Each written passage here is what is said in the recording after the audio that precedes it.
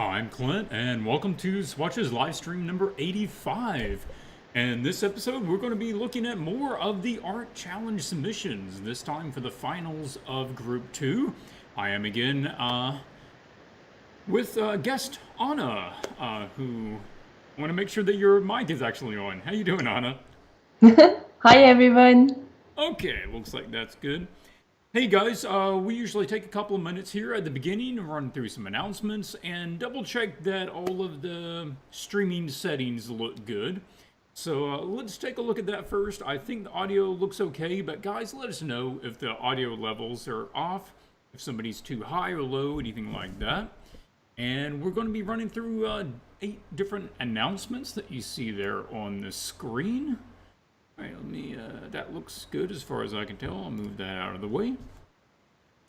So like I said, I am professional illustrator Clint Curley, and Anna and I will be taking a look at the entries, trying to give feedback on how to improve the artwork and address some of the questions that were written in to us. News for Swatches. We do have the Discord up and running. You guys are welcome to go out there. You can see the address right there on your screen. And join us out there on the Discord. It's going to be a lot better platform for the size of the community now. With over 5,000 of you joining out on the Facebook group, we can't really keep all of the posts in the Facebook group. There's just too many to make the feed too long. So if you go out to the Discord, you will see that there are multiple rooms, some for just sharing artwork, other places to get feedback, other places for information on just the art challenges or sharing your progress on the art challenges, etc. And following that, there is also a room out there for the art club that Anna has started this week. So why don't you tell us a little bit about what kind of prompted that and what's going to be involved and who can get in on that? Yeah, of course. Let me quickly explain. So we have very many members joining the group every day, and people write comments like, yeah, I want to learn in the group and I want to study, and then they never show up again on the feed or just disappear and are not active. And I was thinking, oh, what a pity. They were so motivated when they joined the group, but kind of lost it. So I thought, okay, maybe they need some guidance, and that's why I decided to take over that part and be kind of a guide through some topics that I think are very worth studying and are parts of fundamentals and are good for beginners, but also for more intermediate and professional artists, because learning is a process. It's like a spiral, so you go back and just develop these things further and further until you master them at some time, if you are living long enough to ever be a master of Well, such a that's a thing. positive So outlook. Okay. art is always about improving, Clint. Would you say you already are finished with studying? Oh, I think I pretty much learned everything. It's Oh, just okay. cruise control from here on. Oh, big sensei, teach us. I'm So joking. yeah. So that is why I started this art club, and it runs on the Facebook group, but also on Discord. So you can decide where you want to join that. I will give a topic. I try to make this weekly, Hmm. but because of real life job and things, it might be that there is a week or two missing out at some point, or I'm going on a holiday or visiting my family or whatever. So, but I try to keep it weekly so people are feeling a little bit more of an urge to be quick and get pushed, and don't think like, oh, I have 3 weeks for that. I'll start Yes. tomorrow. So I try to keep it basically weekly. And the first topic we will be covering is values, a very important topic. And Excellent. yeah, I already posted the first step, what we will be doing, or the first 2 steps that we are going for to study this topic. As a little side note on this one, so the art club is basically a thing that I am doing. So of course, Clint may have a look from time to time what we are doing there, but it's not like I'm not an art teacher as Clint is, or I'm not as proficient as Clint is. It's just a club that I guide you through this process and help you get Mm-hmm. motivated and learn together as amongst artists. So learning artists from artists. So Yeah, guys, this is a fantastic idea. I realize Anna, she's not getting anything out of this. She doesn't make any money or have some sort of kickback for doing this. She just cares about you guys, and she cares about trying to help foster a community that is very supportive and learns together.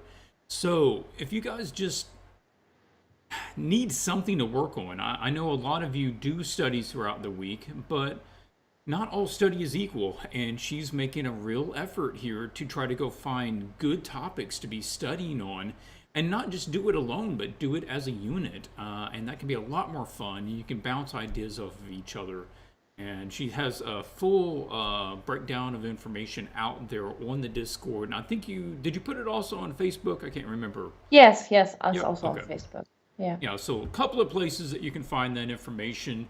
And this is, again, on a weekly topic, going over primarily the foundational strengths and skills that you need as an artist. All right, moving to group number 4, Group 2 tickets for the Planeswalker and Warcraft Art Challenge, which is the next art challenge. They will be going on sale tomorrow on swatchesart.com. This is the final review for this challenge. The Group 1 tickets for the next challenge have already sold, and there will be the Group 2 tickets. That is 12 tickets that will be going up for sale tomorrow, 6 in the morning and 6 at night for the international audience. Give them a chance. The tickets are $20, and you get 2 online or live stream feedback like you're going to see in this episode. Myself and Anna will be reviewing and trying to give you some good advice on how to improve your images. If you want feedback from us, you have to get a ticket. If you want to do the challenge on your own time, that is also available. There is a link in the Discord, there is a link on the Facebook group of where you can go download the outlines for the Art Challenge archives, and you can also get the Photoshop template of where to put your compositional studies and stuff in there. So what you're going to see here coming up, you can download those files. Feel free to go at them on your own, and also you can share them on the groups and get feedback from the community, but you got to have a ticket for myself and Anna to review it during the videos. Number 5, Patreon project. All right, guys, Patreon has been really quiet. Haven't really been doing anything with it for the better part of a year while I've been working on the materials course. Now, I'm still working on the materials course, but I've decided to go ahead and make another project just between now and the end of the month, and this will be on the illustration process. I keep getting a lot of questions about how to go about the painting process, and I covered that to some degree in the painting process video that I put out a while back, but I'm going to be reworking that information and making it more applicable. Because I'm going to be showcasing that through how it played out on a particular project that I did. This one should give you a lot better idea of how to go about doing a commission or even an art challenge like this. So anyway, I am working on that, and hopefully we'll be wrapping that up within the next 10 days by the end of the month. And then the plan is to go ahead and have Patreon run the pledges on the 1st of July, and anyone who is a patron on the 1st of July will receive this new video and its files, which will be at about half price of what they will be when they're released onto the store. Okay, next up, Vibrance posts and video outline. This is another thing that is part of Swatches, but I haven't really been putting much time into it over the last year or so. A lot of that's been because I bought a house and reworking the house and moving and having to do other stuff. But Vibrance videos have to do with the health, habits, attitudes, and growth that we need to do more on the inside, right? It's all of this stuff besides the art skills that help us improve as artists and just as people. And I am outlining a new video that I want to talk about and I don't have a deadline for that because there's other things that have a little higher priority, but I'm outlining it. I know what I'm going to be talking about. And I'm also going to be putting out nearly daily videos on the Vibrance channel, room on the Discord, and on the Facebook Vibrance group of just go watch this video during the day. These will just be growth, inspirational, instructional videos that will help make sure that we are taking in good content on a daily basis. We don't want to just be watching a bunch of junk media because that's not going to help us grow. So we want to look for some good media, and I'll just be putting out like a 5 to 15 minute video to watch at some point during the day. And of course, if you want to have a one-on-one video mentorship with me, you can do that. Go out to art-mentor.com and you can schedule a one-on-one hour consultation with me, and we will cover whatever is going on with your art, education, and career. Or maybe you're just having to fight with feelings of lack of motivation and ambition. We could talk about that as well. That's something that I've certainly faced at different times in my life, and there are some practical steps that you can do in order to kind of face those sort of challenges. And as Anna likes to remind me, hey, tell the people to like the channel and leave a comment and subscribe. So, yeah, of course, if you like this stuff, if you like the community and the sort of, content that we put out, please leave a like on the video. Leave a comment on the video. YouTube loves people leaving a comment, even if it's short. It just shows that, hey, people are responding to this sort of stuff. So I will wrap that up there. Anything else that you can think about as far as announcements before we move on? No, not by now.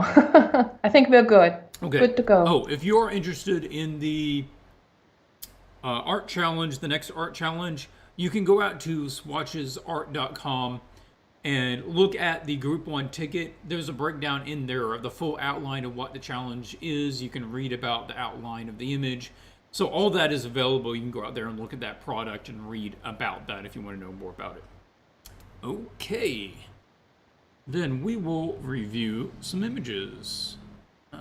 Going to Tomb of the Sphinx 2. Yes. Okay, we're looking at finals.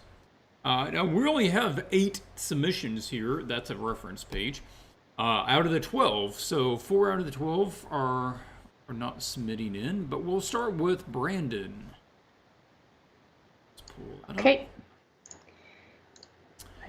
Brandon says, I worked on the studies in composition for a few days and dove into my process. I realized a few days ago that it wasn't supposed to be realistic. This detail slipped my mind, and I was too far along the path to start over. I tried to alter the realism, but it looked off. So I went with it. Complete error on my part. I was not able to complete the image. The foreground vines are just kind of there, and something to show vegetation will be there, and it's not just blank space. Hope the bit explanation helped. Thank you for your feedback.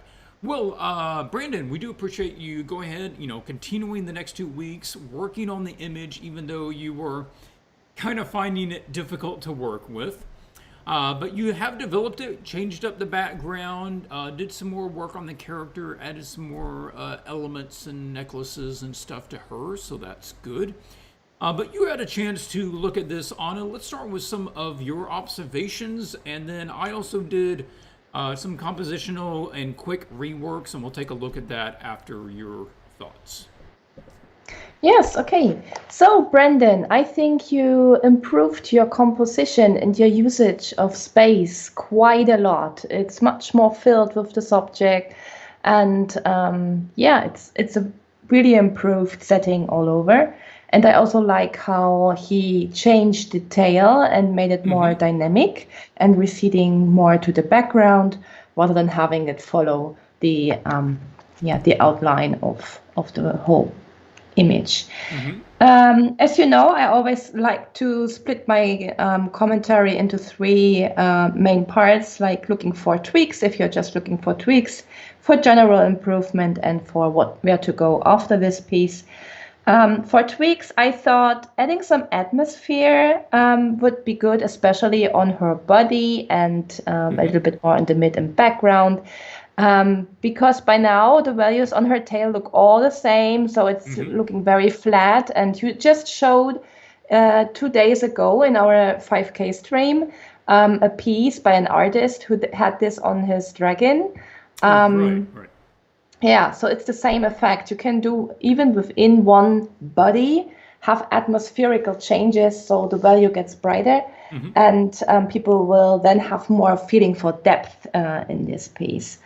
Also, I would put some value up for the magic effects, so that you really get a feeling that she is. Yeah, it's much too dark. You don't even see it if you're zoomed out that she's doing some magic. And then also push the lighting a little bit on the body. By now, he has no lighting. It's all flat. Yes. There is no direction of the light. So choose a lighting situation and go for it. You don't have to, for example, the face doesn't have to be all lit. You can have parts of it being obscured to make her look even more evil or something like that. Yes. So it's just a suggestion, but play around with that more. Add pupils to her that are maybe looking at us, that she's intimidating us, or that we get a little bit frightened of her. And maybe adjust the jewelry around her hips to follow more the round shape of her body. By now, it's flattening out her quite a lot. This is for the tweaks. For the improvement, I would check the line of action in her body. She's like a V shape, like a V shape to the side, and it's not having such a nice flow. You had this in your sketch. It was much more dynamic. The hair was flowing. It's now hanging down, and it's not looking so like she's in a movement. She's more standing, and it can work as well, but I'd make it more fluent, a more fluent wave, especially around her upper body and lower body connection. Right. And yeah, give her clothes more of an Egyptian look. Push the metal parts. There's no the value changes much in the metal parts, and the lighting would be one of the most important part. Get some metal in there, a little bit background, such minor tweaks. And for future things and stuff, I'd say come and join the art club, because value and edge studies in lighting is something that I will tackle right at the beginning of the art club. So this is your chance to improve on these matters. Yes. Again, not that I am teaching, but I am guiding and give you links and tips on where are people to be found that teach you. It's more kind of that. So and guys,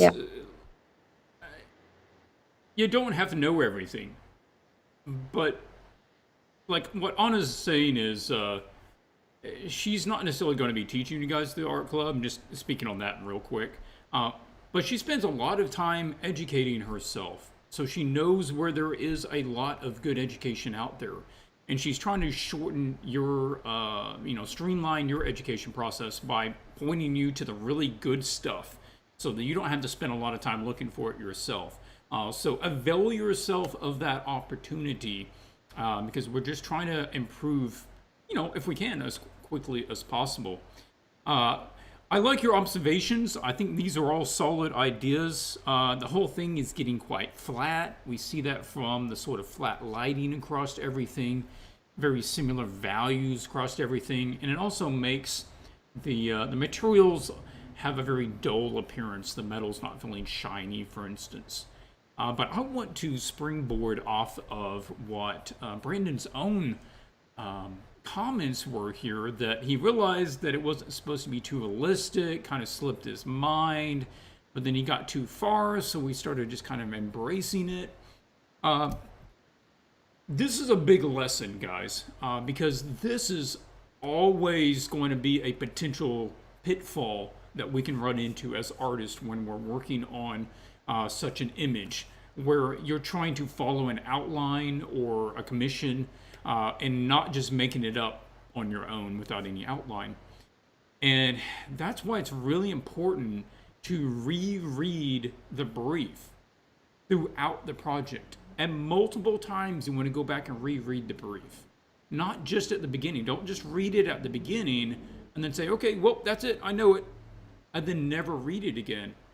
Go and develop your sketch, and then read the brief again, and then do your colors, and read the brief again. Because you know what? You forget things. You don't think you will, but you will. I've done this. I did a Hallister Black Cloak for D&D. You can go pick up the D&D Dungeon of the Mad Mage book. Get right there to the title page. There's an image of Hallister Black Cloak, the Mad Mage. And I did illustration of him. It specifically says in the brief that he has a double-horned metal ring on his finger. And, you know, I sent the final in to my art director, no ring. And after I sent it in, I got up the next morning going, oh man, I didn't take the time to go reread it before I sent it in. So we got to keep these things in front of us. Other things to do to avoid this sort of getting off the rails is, one, constantly be looking back at your style reference, okay? If we keep looking at this, it's not going to be as easy to get off. Also, this is where these guys are really, really important, because here is where you determine the direction for your image. This is what helps keep you from getting to this situation. But if you sort of blitz through these, you're real likely to get kind of off the rails on your final, because you didn't really answer the questions you needed. You didn't affirm it in your mind by working those issues out. So over here, what we want to look for is not changing the hue of something, which is basically what we've done. I can zoom up on this and you guys can see a little bit better. You've kind of changed the hue. You've changed the color of her, but that's not what we're looking at. We're looking at changing the actual light, the light's color, the environment color, not the colors of the thing in the environment, the environments. Like a tinted light will affect everything. We're also looking at, are we using a analogous color scheme? Are we using very similar colors? Are we using dissimilar colors? A little example on that is here. This is going to be the new Patreon will be based on this project that I did, which is this Pegasus illustration. So the same image on each one of these, and these were my color studies. And not only were they color studies, but I sent all of these to the art director because I didn't know which one they wanted. And each one is the same scene. Now get it. All of these subjects in the scene are the same color. I'd never changed the color of the Pegasus or the whale creature or her red dress. All of that remains the same. But I changed the scene's color. Each one is a different color scheme. So this one is a warm and cool, right? With kind of a yellow blue. This is also a warm and cool, but this scene is lit from that side and this scene is lit from this side. It gives you two totally different light and dark patterns. Also, this is more of a orange, slightly more violet. This is more like a yellow-blue dynamic. So these are complementary. There's two opposing colors. Here we have an analogous color scheme with a top-down light. Again, a third light source with a completely different color. This one is similar to those other two, but we pushed it more to the natural colors, and it's more yellow and gray than it is necessarily the others. And the lighting is even pushed more behind them. So we have one from this direction with the light, one from that direction, one from the back coming over, and one from the top coming down. We have one that's analogous and then complementary, complementary, complementary, or split complementary if you like. This one's kind of like a split comp. This would be a more effective way to go about the color scheme, and this can really nail down the direction that the image goes. The other thing is, once you do that, you keep referencing back to it. Right? So once they chose this one as the direction, and I could have gone with any of them, right? That wasn't an issue. You can do any of them. And so what I did is when I started working on my final, what would be my final, I had my little image direction right there, right next to it. So I could constantly look at it and make sure that I wasn't getting too far away from that subject. I'm spending a little more time here talking about this because this applies to most of the people watching, not just to Brandon's. So there we go, letting you know there. But there's kind of a rundown, and I'll be talking about this more in the Patreon release when I work on that. And also, kind of going off of that, we have this. This is the black and white version. I just did a black and white filter over the image. And we want to compare that to the value study. I feel like once you started painting your final, Brandon, you never checked it to see whether it was actually lining up with your value study. Because if we have, we could immediately tell that, I think you're going with this one, you can immediately tell that it's not the same, right? Her silhouette isn't reading the same as it did in the study, and her silhouette's reading better in the study. So we have to use those as guides to make sure that we aren't getting off the direction as we go. I do want to look at a little rearrangement of elements, but any thoughts you want to toss in on that topic, Anna? No, I think it's really well explained. He did so well in the studies, but then lost track. This sometimes happen, especially when you think more about details and how to make this look like that, and then you lose the general overview of what you planned at the beginning. So also your studies that you just showed us were very insightful. So I should use them for art club. So I think it shows really well. I have a question on that. You said you sent these in to the company. Yes. And there were different lightings and different colors studies combined. Is this okay for a company, or do they want it split, like some lightings and some colors, as we have in a challenge at the moment? Well, I didn't send them value studies. I just sent them this.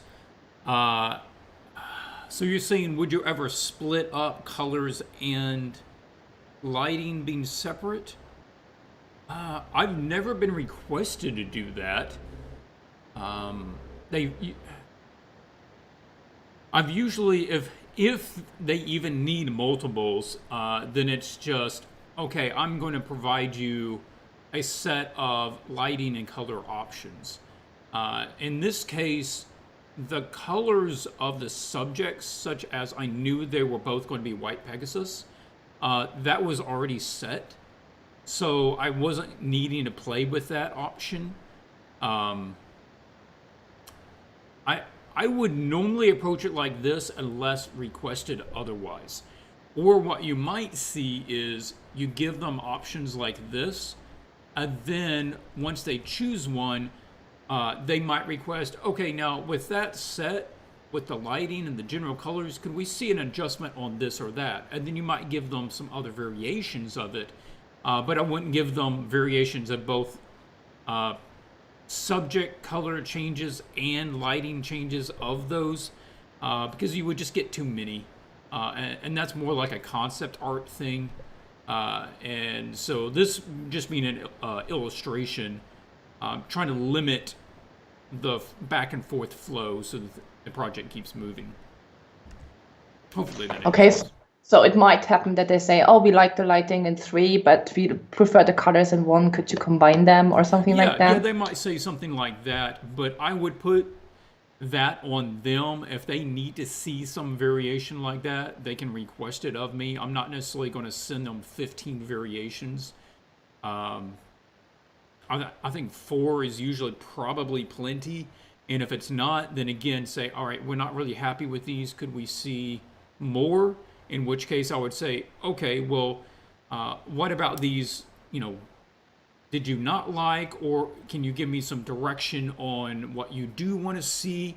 So instead of just kind of randomly throwing ideas against the wall to see what sticks, do ask them for some feedback if they sort of negate all of the ones that you sent in. Okay, now I'm going to approach it kind of, if you just handed it to me, Brandon, and I had to finish the piece, what would I do with it to see where my head would be? This is some of the stuff I would think about. I'm looking at this and I'd say, this is my subject. All of this, not really doing much for me. So I want to fill the frame with the subject. So that's what I'm going to do. Bam, move her up.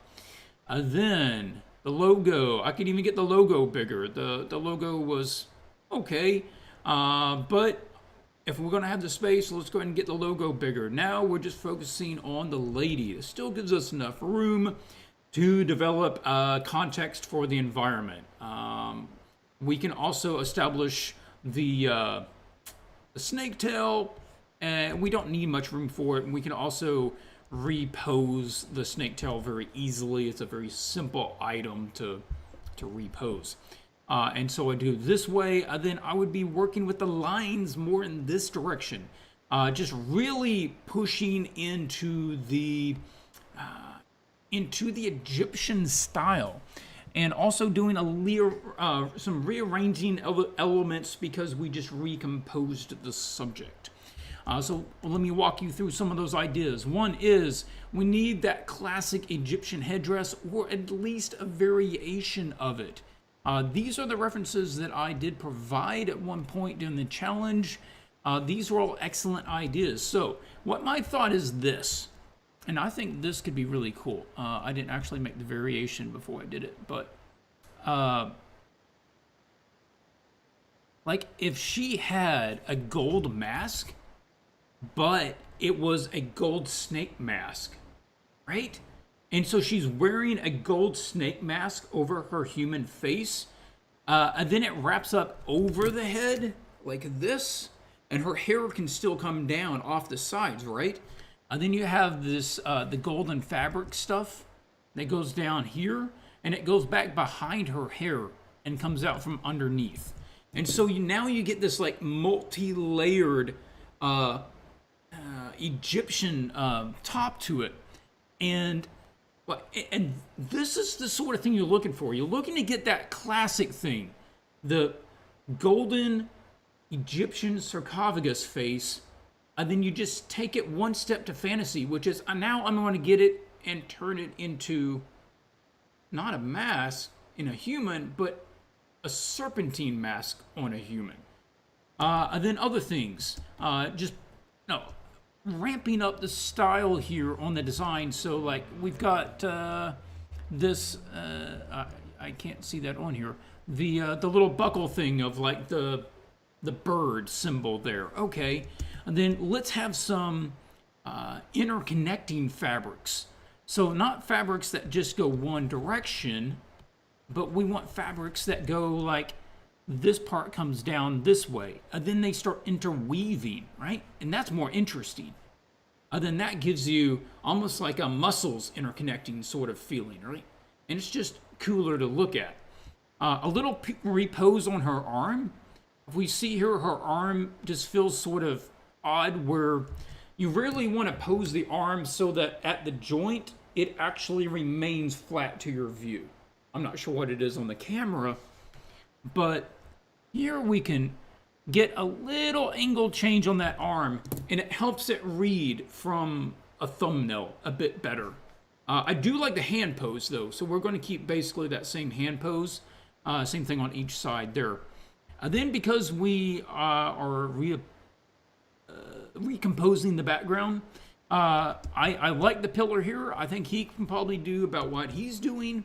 Then we're kind of running with an angle. For her angle, her main angle is this. So what do we want to do? We want to go opposite of that. So she's running this way, and now we have basically a fan of pillars going the other way. And then we want to offset it. I like this guy back here. He's actually pretty good.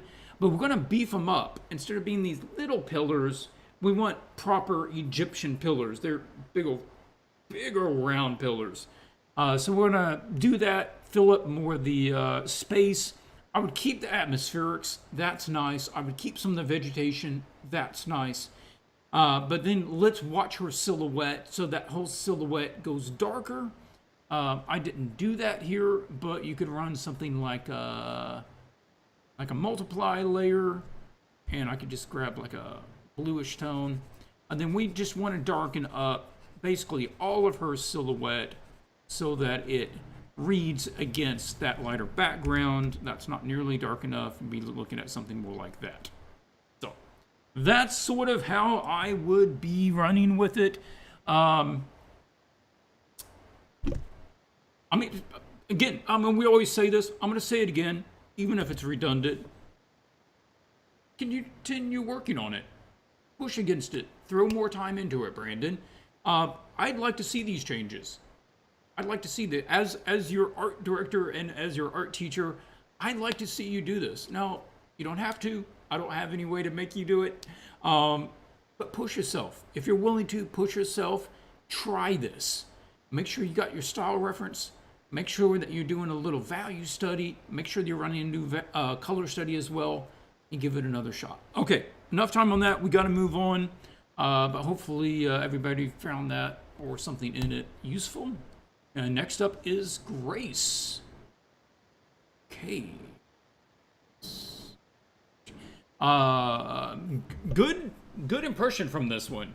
I was really hoping that you were going to be able to finish this one up, Grace, because it's a really wonderful piece. And we did mention, guys, Grace has a great breakdown here of how to approach an image very well to set yourself up for better success.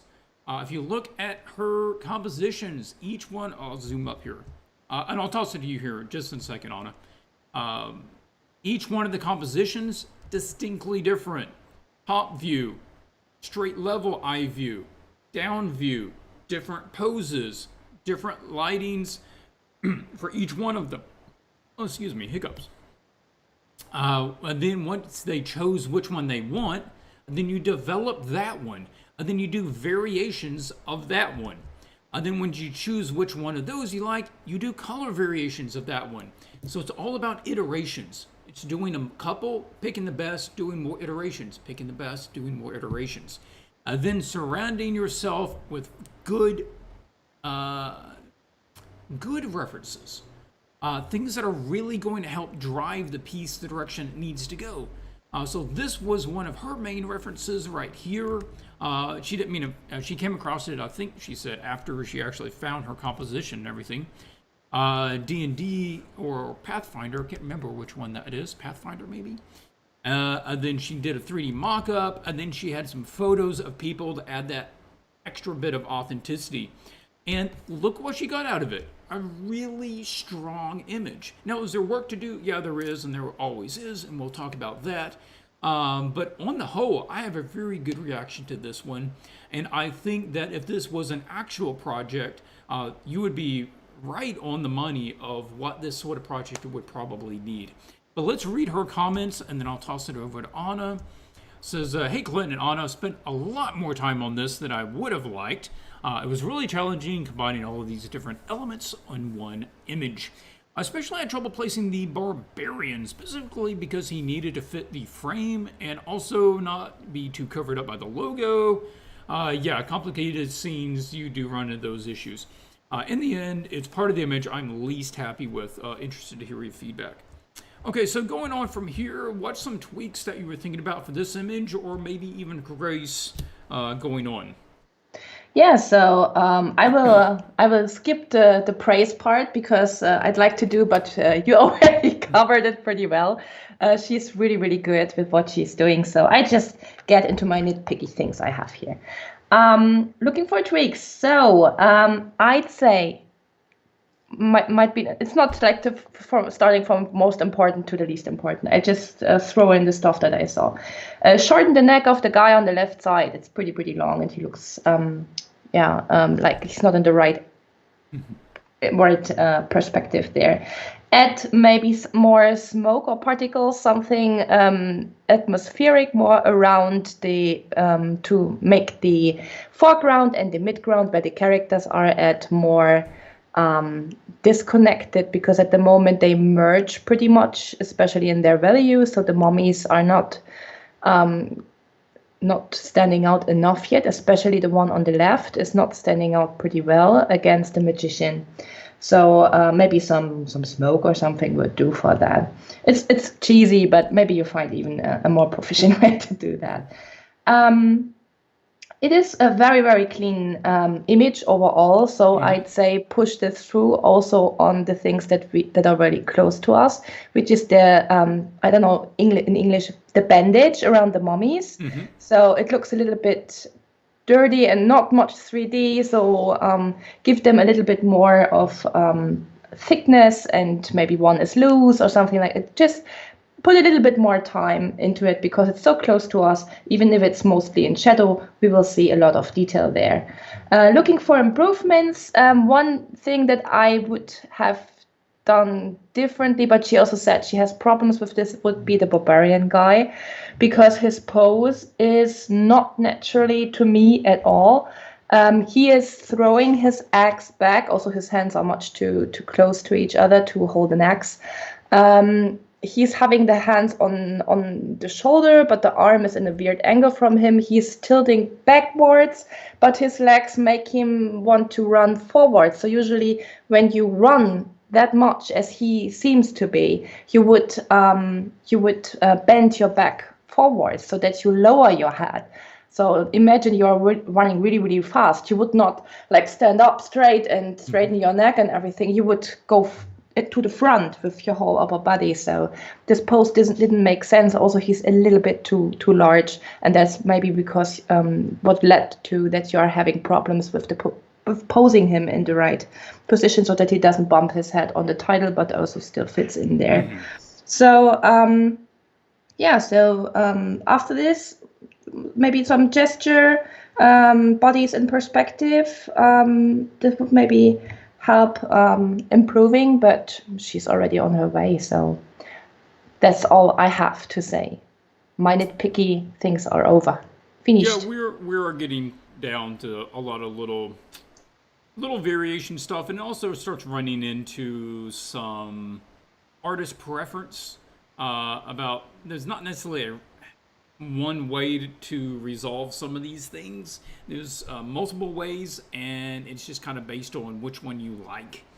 So we're talking about, okay, let's address that these things need to be addressed, but how you choose to resolve them, Grace, is kind of up to you, depending on the style that you want, and that fits your vision for this image.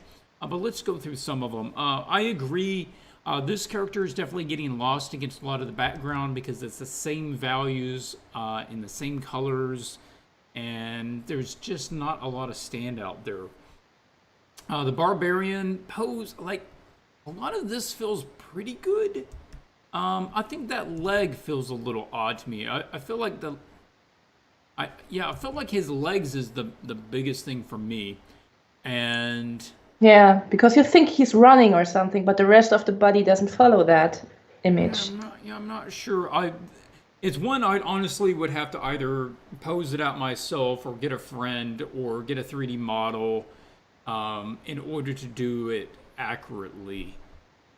But some other thoughts here would be we could actually scale him down if we got her a little closer and try to force the perspective a little bit more.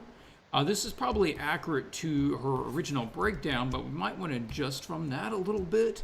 And I'll show you what I was thinking there. So we could get him a little smaller. Yeah.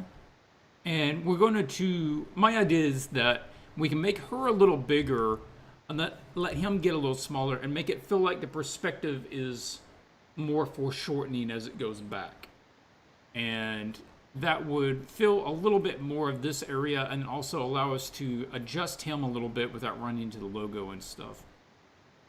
So that, and then I'm making this guy a little bit smaller as well. And then her, you can see that she's actually getting a little bit bigger. So we're kind of pushing her towards the camera a little closer. We're not, we're not actually making her bigger. We're just pulling her closer. And so you can do that. Both of these guys remain basically the same here in the foreground. And then I'll be doing just some repainting, kind of clean up that background. And we have the axe head going this way, but I think we might just want to turn it so that we have a better shape for the axe head there. And then doing some lighting on her. Oh, wrong layer, this one. So in order to keep the foreshortening going, we would actually be making the hand and the bottle and her arm getting a little bigger as it's coming towards the camera. And that could work. Also, we have some more of the light on the barbarian because he's getting, again, kind of softened out against similar tones in the background, so we want to pull him out. The same sort of thing would apply to this guy. I just didn't do it. And then I would also change the anatomy on the barbarian more because he's not as big and beefy as we would think for a barbarian. And you can see that his neck is like normal dude size neck, so we want to beef that up, beef up his shoulders, and then look at the width of his chest. And he's got like really kind of a small chest. And so we'd want to beef that up. In order to be able to bulk him out a little bit more, we kind of needed him smaller. And so that's one of the ideas of why to push him to the background slightly more. Then we can put that glow on him. Then that's where you can see that, he starts standing out, and we also have a bit more of a normal anatomy to him. And for this guy back here, we could do a lot of the similar things, which is we can use some sort of blue tone here in order to pop out the front of this. And we can either let like the back of this headpiece, become more silhouetted, in which case the background needs to be lighter, so that's that way, or we lighten up most all of it, and the background is allowed to be a bit darker. Yeah. Also, the arm of the magician is a bit short, so maybe having it at an angle. And also, it's a little bit weird because it's just a straight line from his shoulder up to his hand. So bending it would help it a lot, I think. Mm-hmm. Hey, Bobby, how's it going, man? Hi, haven't Bobby. seen you in the chat in a while. Bobby Duke has his own art channel. He's got loads of people out there that watch him do some really creative stuff. You got to check out Bobby's channel. I was just you had mentioned the neck felt long. I think the right solution isn't necessarily lowering his head, but we actually need to raise his torso up. Like, he's got a very short torso, and it would allow us to actually move his shoulder up, and that would allow the arm to appear longer.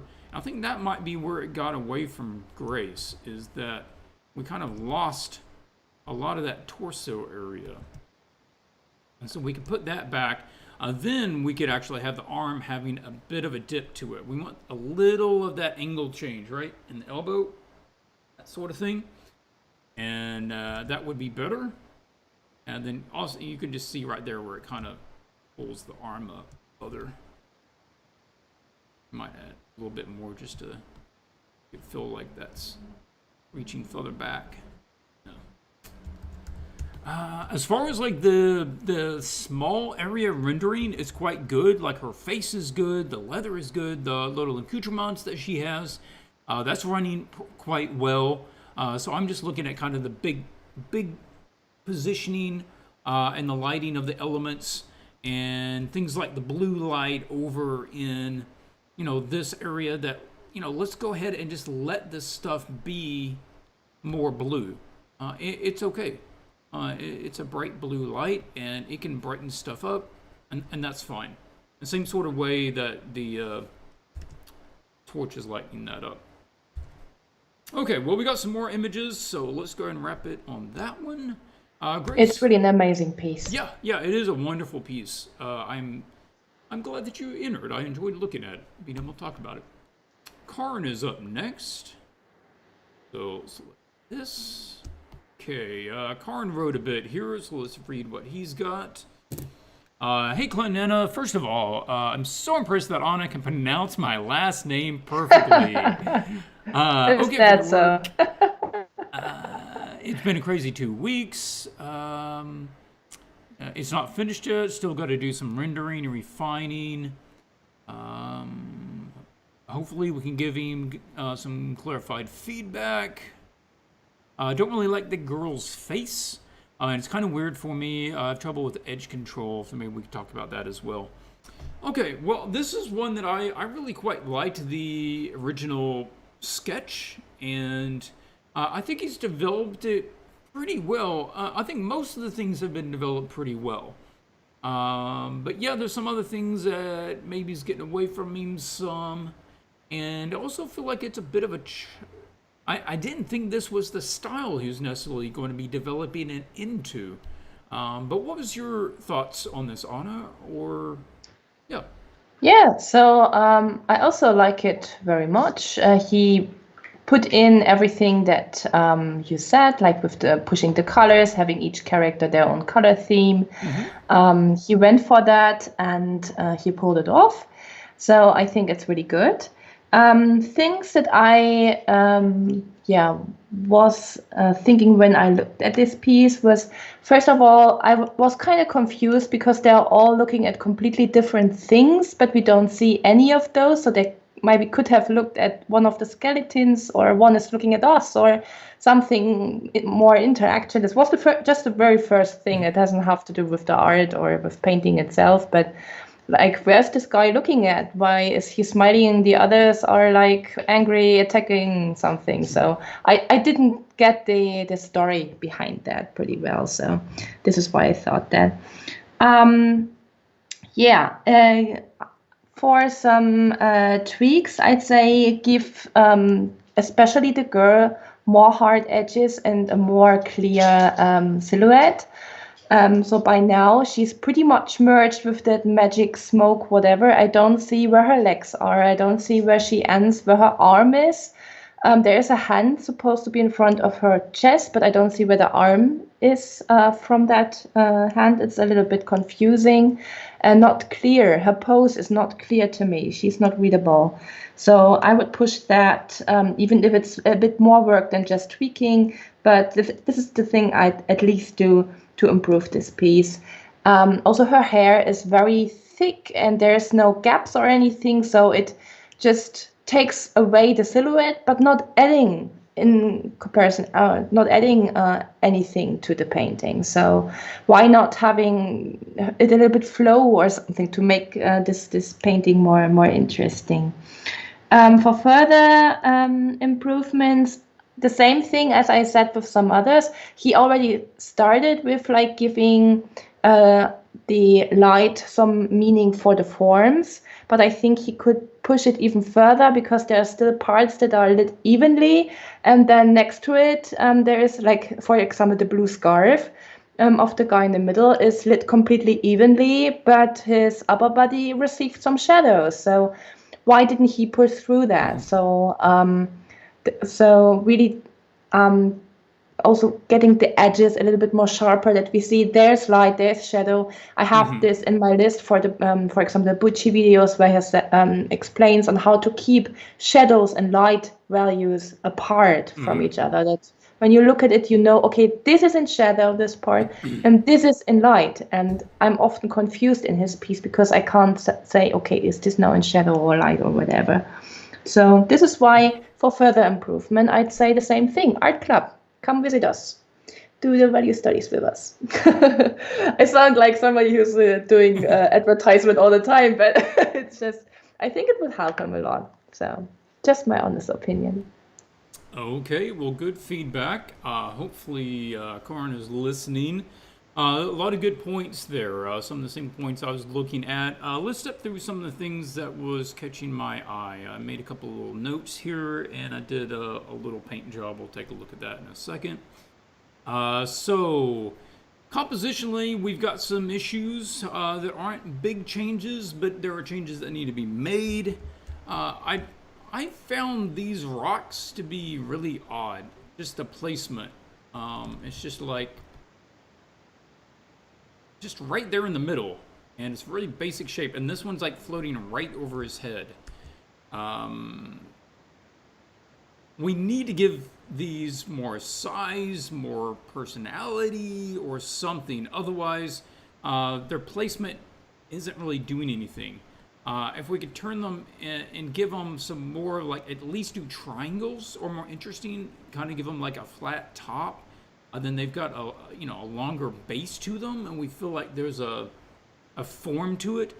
But we basically don't want to put one directly over his head. If we do, then we're looking to do some sort of overlapping, or maybe then it goes and it has like some sort of Sphinx head on the top of it, right? And there's like, these are floating Sphinx heads up there. And at least that would be something that would give them some idea there. Or we need to put like vegetation or something coming off of them so that they are connected with vines, and they've got stuff hanging down. And this way they're not just dark shapes floating around, but we add them into the context of the scene. And compositionally, they're not making an issue.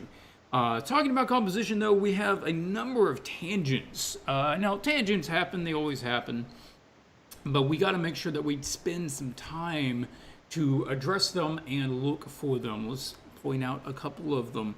One is where this comes down straight into the line of his arm and disappears right behind it. You rarely, if ever, want to have an object that is ending right behind another one where it stops right behind another object. And that's what we have, that this wall comes up and then it's, I guess, perfectly aligned behind his arm, instead of at least seeing it come out, to do something like this. Some other tangents is, his cloak coming right off of his elbow and then running right there between that spot. That is an odd little tangent.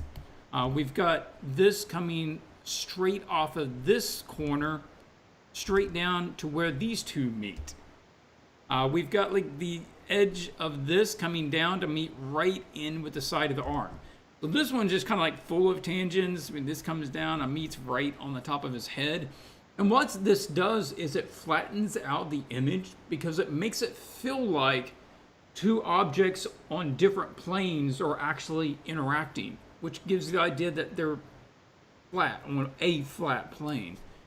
So we have that, and we have like her finger coming down perfectly against the level of the other guy's skull. So we want to go around the image and be looking for these places where we've got things coming right off of the corners and right along the same angle as other things. Anna is right with the lighting. If when you just are painting and you get to this level where in the painting process, start thinking in terms of light and shadow, not just color, but is it lit or is it in shadow? Then make sure that there is a clear distinction between the two.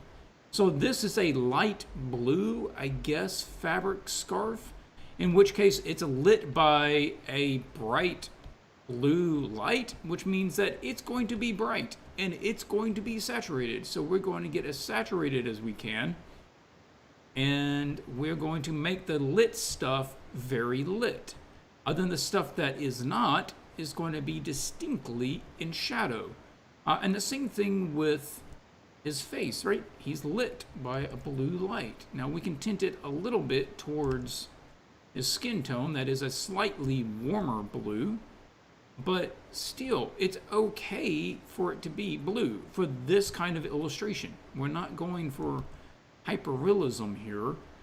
We can play with the colors a bit, and we want to influence that light across the rest of this. Metal reflecting off of a bright object, again, it's going to take on that color a lot. This is going to take it on. We can have some blue, some similar type of blue up here as well. And so that's his color. That's what we're trying to do. And the rest of this, we want to pick a warmer bluish tone. And maybe slightly desaturated. Oh, that is already pretty desaturated. That's fine. And then the rest of this is in that color. It's a warmer version of that blue, right? And we want to keep away from trying to use so much gray. There's like a lot of this just gets down to this like kind of brownish gray for all the shadows, which just doles it out, right? So that's kind of a way to approach that there. Value-wise, we want to look at letting his sword catch some light so it shows up. Right, we maybe want the light source closer over on that side to him, and so that sword can show up against the background. Otherwise, we need to brighten the background so that the dark sword can show up against it. The skeletons aren't really reading enough, so that's another one. They either need to be distinctly darker or lighter from the background. So we can have them as silhouettes, but if we do that, then the background needs to be bright enough and atmospheric enough that that silhouette will read.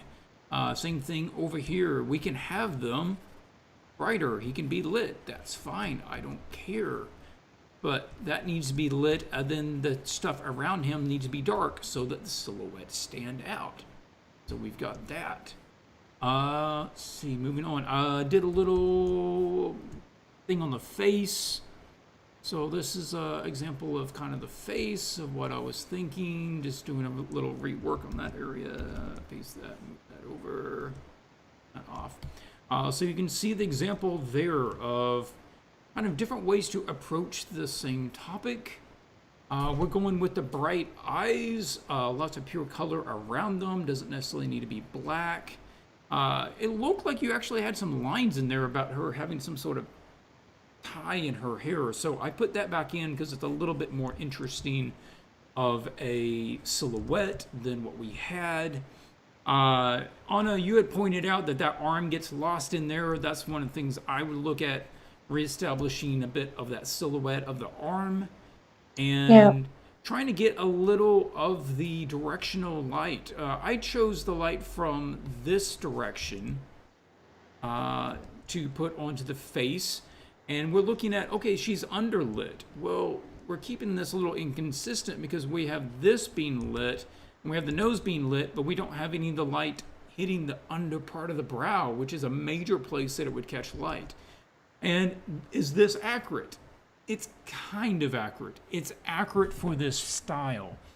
And we're also looking at trying to develop the form. This is getting to feel very flat. And so we can use the blue from behind it in order to help develop the forms of the head and make the head feel more spherical, right? Okay, that was my rundown there. Any closing thoughts on this? Yeah, just because I think in the comments there was that he was unsure about her face. I think what was one of the main problems is that the guys were more of a more realistic approach, and she had more this manga kind of feel because she has a really round and white face, but a very pointed chin with really big eyes. And if you struggle with this still a lot, go and do some portrait studies for females, because the guys you pulled off really well, but she went much more into a manga anime style. Yeah. Which is not bad, but if you're looking for realism. Yeah. Right, and it needs to be kept consistent. And so, like, if you look at her head, it's that classic anime head, and the eyes are very low, a lot of head on the top, the cranium. But we'll also look at her body, which does not fit with the guy's body. She's got this tiny body, like literally her head is as big as her entire chest. And then her waist is like as wide as her eyes. So we've got this super little, like, doll body on the head. and that sort of stylization doesn't fit with the dudes. So it can be a girl, and that's fine. But we need to use a more realistic proportions of a girl, and probably looking at a girl's face for references. Yeah. Okay, lots more to talk about. Close that one up. Next up is Martin. Is Martin in the chat? I've been trying to glance over there, but I don't know. Haven't seen him yet. Normally he tries to make it if he can. So, Martin says, I couldn't reach the deadline for the final piece. I decided to change 2 of the characters. And actually in this stage, I don't have a clear idea what to do with the environment. Any suggestion is welcome. I do like some of the changes with the characters. The gun guy, wasn't a big fan of him the first time around. I thought the lady mage was okay. I didn't have a problem with her, but if you wanted to give somebody else a shot, that's fine. I kind of like this dude. Seems like he might be a fun character. He doesn't seem real powerful, old scrawny, white-headed guy with a staff. But you know what? I'm okay with it. I think it could probably fit in this sort of challenge. The main guy in the middle, classic hero character, would work well on the cover of a game. So I have some thoughts. Toss me yours first, and let's talk through some of those. Yeah, so what I like about this piece is that's already very clean and sharp, and he has a great sense and taste for color, for the rendering is great, the anatomy is already, especially on the front guy, already much on point. He has good poses that they're not like, there are no frills, so there's just simple, steady poses, especially for the front and the guy on the left. I like these poses a lot.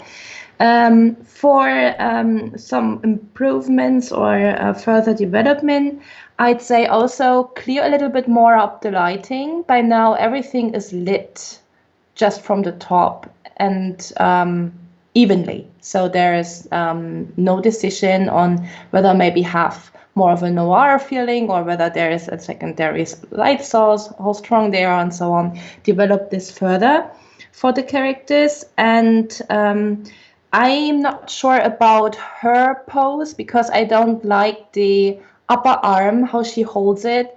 It looks a little bit stiff, and she's also really upright standing.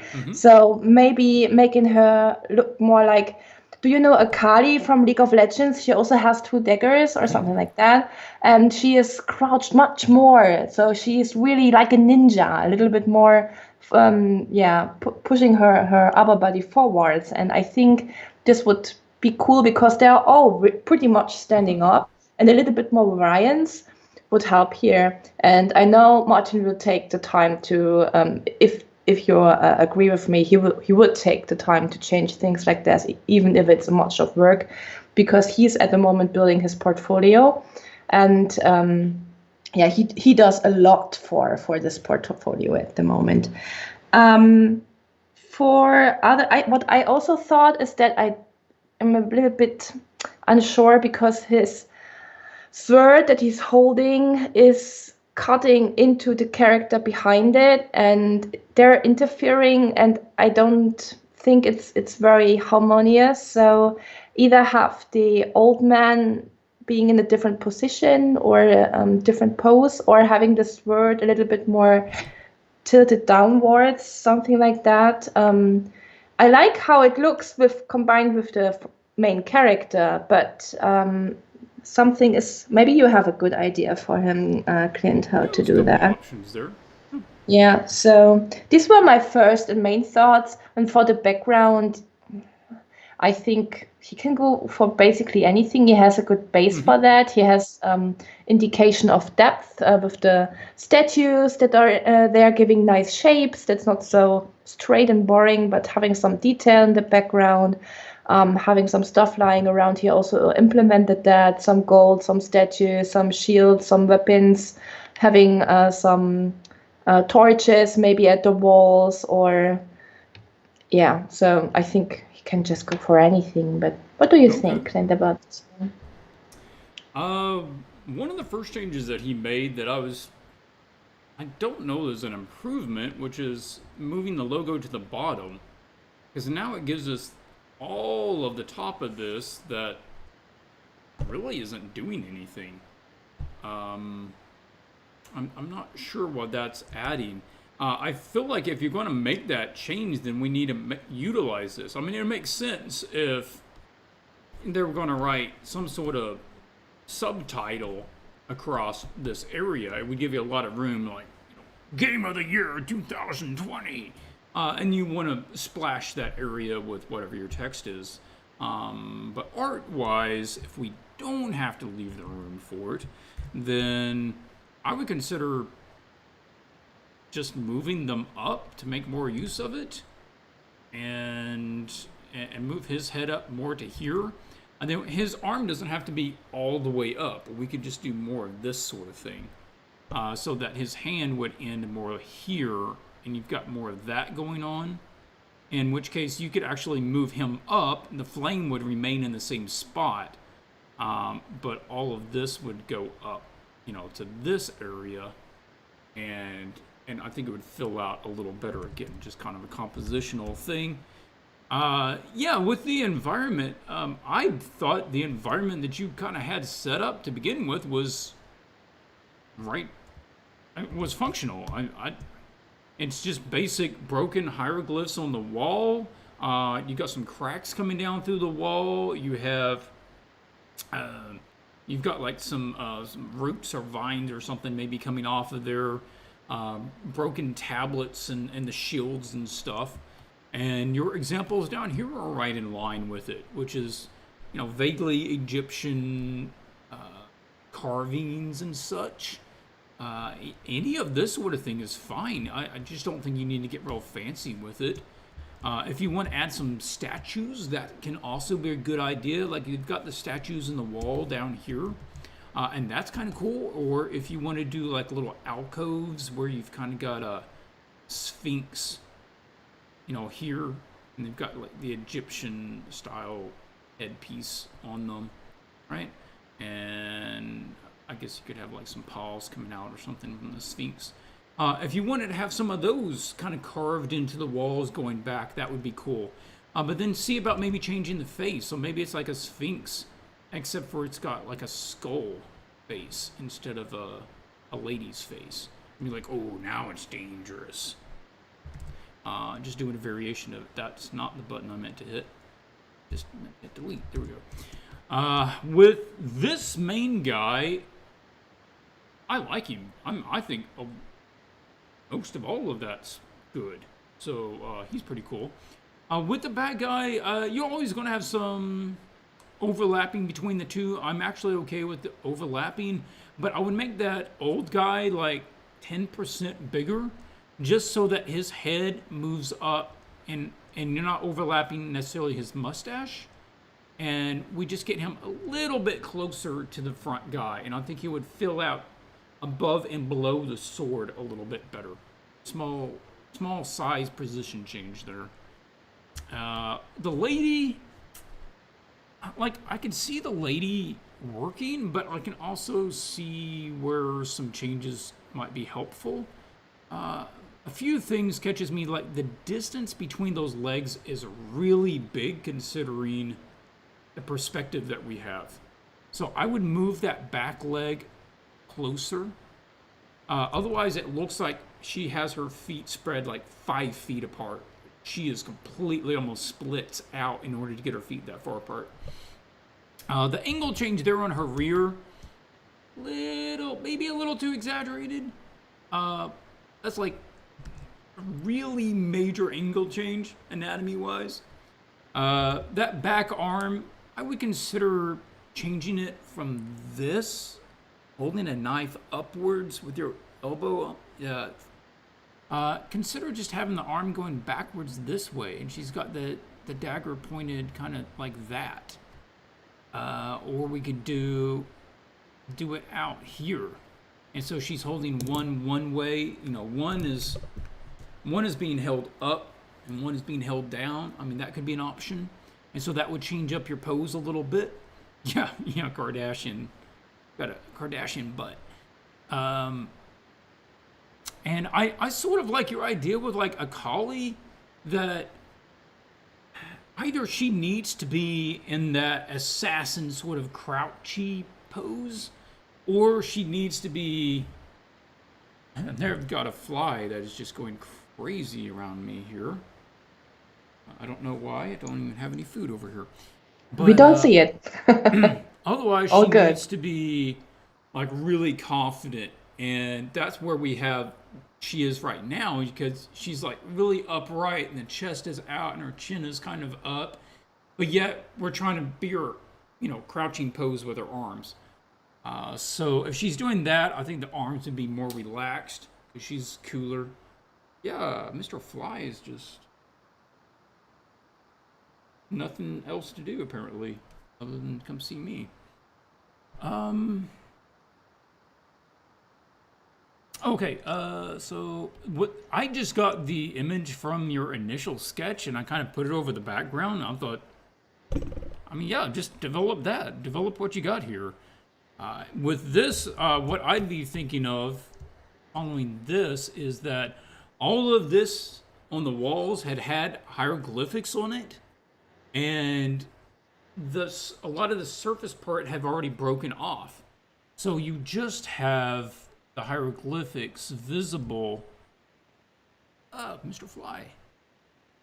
So it's like this part here has the hieroglyphics, but this part broke off. And so there's like a thickness there where the surface writing decord area is still on it. And then you have just the broken pieces of the rest where the others have fallen off. Then we might have something like roots or vines that are sort of breaking their way in and out of the wall. And so we know that they've kind of disrupted the wall to break off pieces. Okay. Oh, lighting wise, I was wondering if we couldn't play up a couple of things. One is letting the light actually have a gradient across the characters so that they were like lit at the top and shadowed at the bottom. Right now we have the bottom of this being well lit, just like the top. So I'd be pushing that into shadow so the bottom is more silhouetted. I would give some nice magic effects around his staff so that when you look at him, you immediately know, oh, this dude can cast some magic. And then using, again, a bit more of a silhouette so that like the cloak back there is silhouetted and we have his shape showing up by making use of more of the cool light that's spilling in and surrounding them. We could talk about a lot more things, but we gotta, cut it off at some point. Hopefully, Martin, that you find some of that stuff helpful. I just wouldn't go too crazy with the environment. It doesn't need like lots of light sources and details and stuff. This is mainly conveying the scene through the characters. Good piece. I like it, especially the design of the characters and their rendering. It's very nice. Yep. Keep going, Martin.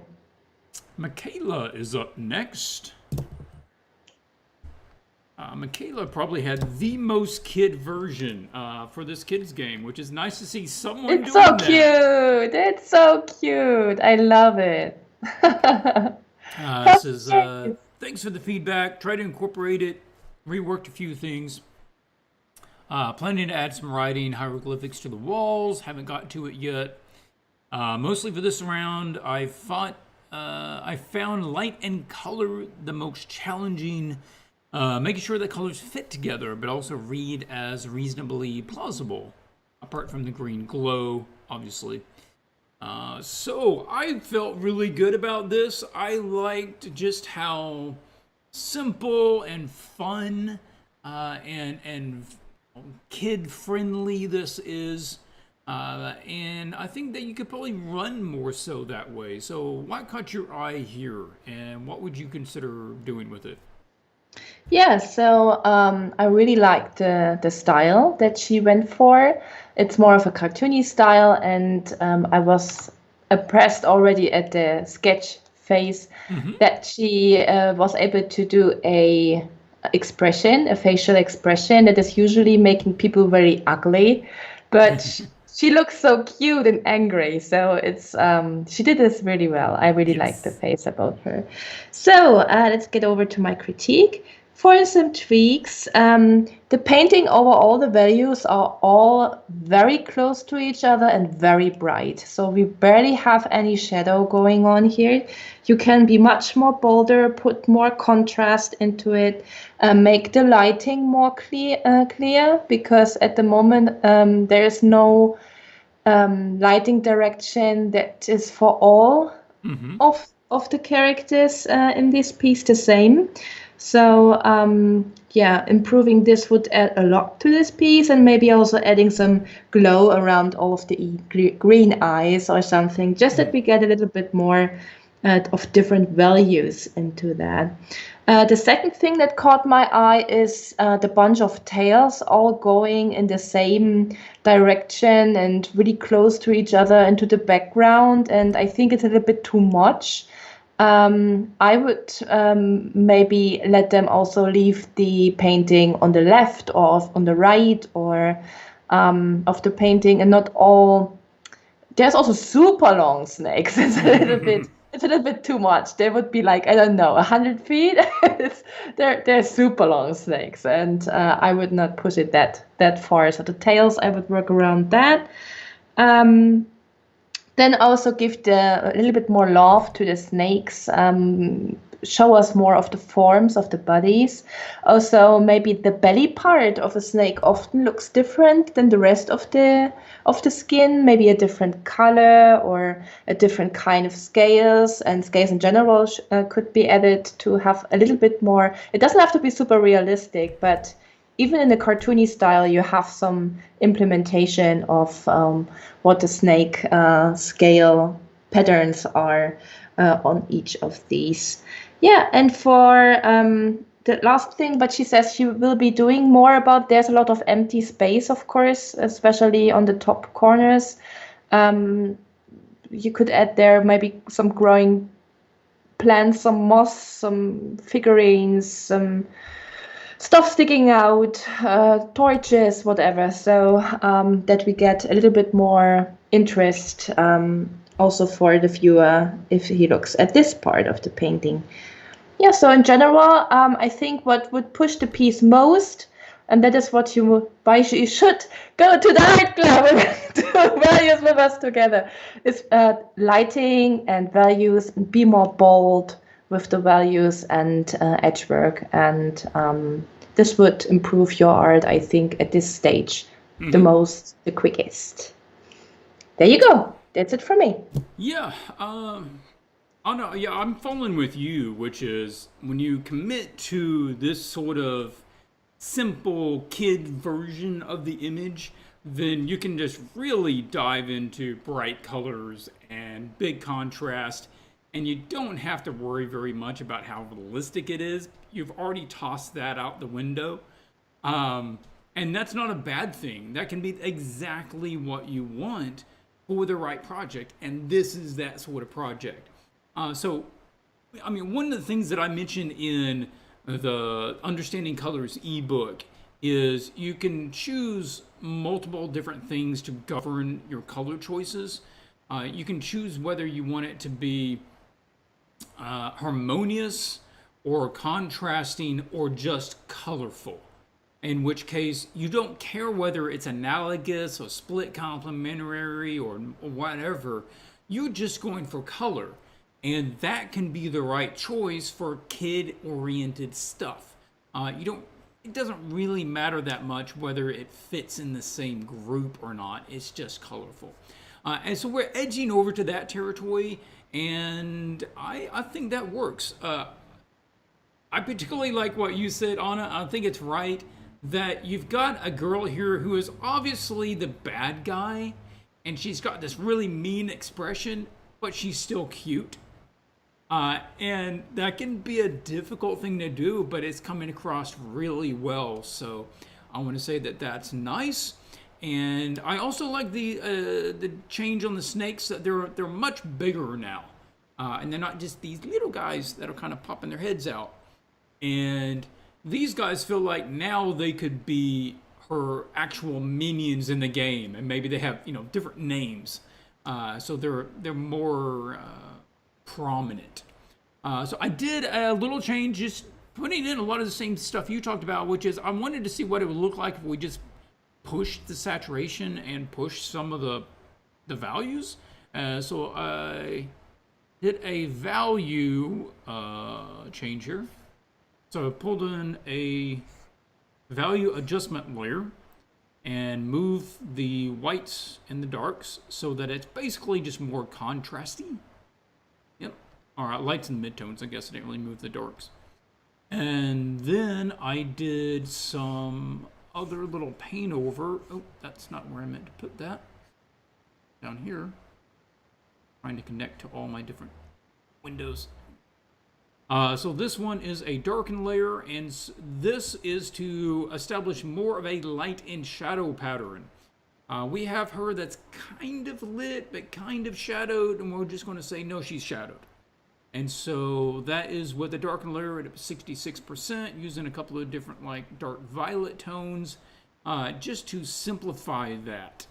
Then using an overlay layer to pop in some more colors and add some of that rim light that you had mentioned. So here we get a lot more color. Like the top up here was getting dark, and okay, I get that, that can work, but it's also getting very grayed out. We want to use some blue in order to help pop that out. We want to use more bright colors in some of the shadows, so that they're getting like this bright violet in the shadows, and see that sort of change. Things like the dark hair here, just letting it actually remain dark, but get more vibrant. So we're not necessarily getting it a lot lighter. Using a very bright light to put some top lights and some rim lights along the top of her tail, the tails of the snakes, around the crown of their head, looking for some lights along the sides of the swords and around the sides of the skeletons. And that's where I would go with it. I don't think you necessarily need to redraw these guys. I don't think it needs that. I do think that you should go ahead and add some like hieroglyphics, Egyptian style imagery, carvings, designs on the wall, something simple, or simplify those things. Or add in some of the torches, like you were saying, Anna. I think that could work as well, adding some torches on the wall. That could be cool. But this is a really lovely piece, and it's just really about embracing the genre that you're working in and that sort of illustration. So, was this kind of what you were thinking as far as colors, value, and sort of pushing that? Because that's what I came up with. Yeah, definitely. It's just minor changes, but it gives a much better impression overall. Mm-hmm. It's a good piece. I'm looking forward to see the finals, also of the others, in the Swatches art group or on Discord. Yes. Please post them. Yeah, please do. This sort of color scheme, the value, the way it's handled, the shapes, this is something that you would expect to see on a product. It's very much in line with that. And for as well as you handle this sort of thing, Mikaela, you may really want to consider doubling down on this approach and this sort of look. Because there's a lot of artists, as we see throughout the rest, both groups in this challenge, a lot of artists who can do a lot of good stuff have difficulty doing this sort of art. So if you are normally, good at it and you enjoy it, you might want to sort of specialize in it. Something to consider. All right. Next one up is, nope, that's refs. Next one up is Travis. Okay. Travis. Yes, okay. Comments down here. To open. Oh, yeah, I read this. That's right. My roommate wanted to make sure I didn't forget to say how awesome she was for doing this for me as she hurt her shoulder posing. So she's awesome. Man, roommate, you are so awesome. Thank you so much for helping Travis out with this piece. I know that it wouldn't have been nearly as good if, you hadn't been willing to help out. And we hope that you heal up soon from your your grievous shoulder injury. I changed quite a few things, but stayed in the same idea. I did create out a bit of the kid-friendly look, but it will work better in the portfolio I'm trying to cultivate. Sorry about that. So a lot of work went into this. I know that we had a chat outside of the challenge about handling some of the values, and I talked to him about having the mid-ground characters a little bit more silhouetted so that they wouldn't compete quite as much against her or the background head. And I think that dynamic is working pretty well. But because he did work color, black and white to color, I think it's graying out a lot of stuff. So I do want to talk about that, but shoot me your ideas and let us know what some of your thoughts are here. Yeah, I also wanted to say I'm very, very envious that he has such a likable, beautiful, nice roommate. So she looks so cool and she's really enjoying it. I see that she's enjoying posing for you. So um, Unfortunately, he had to make her look really ugly in the scene, but yes, she she seems isn't. quite That's the lovely. thing. Like the Egyptian girl before. Like she's supposed to look ugly, but she's looking cute instead. Yeah, so shout out to her. You know, Yeah, tell I her have heard, thanks from us. somebody says here, the art battle injury. I have heard of suffering for your art. I really haven't heard much of people suffering for other people's art.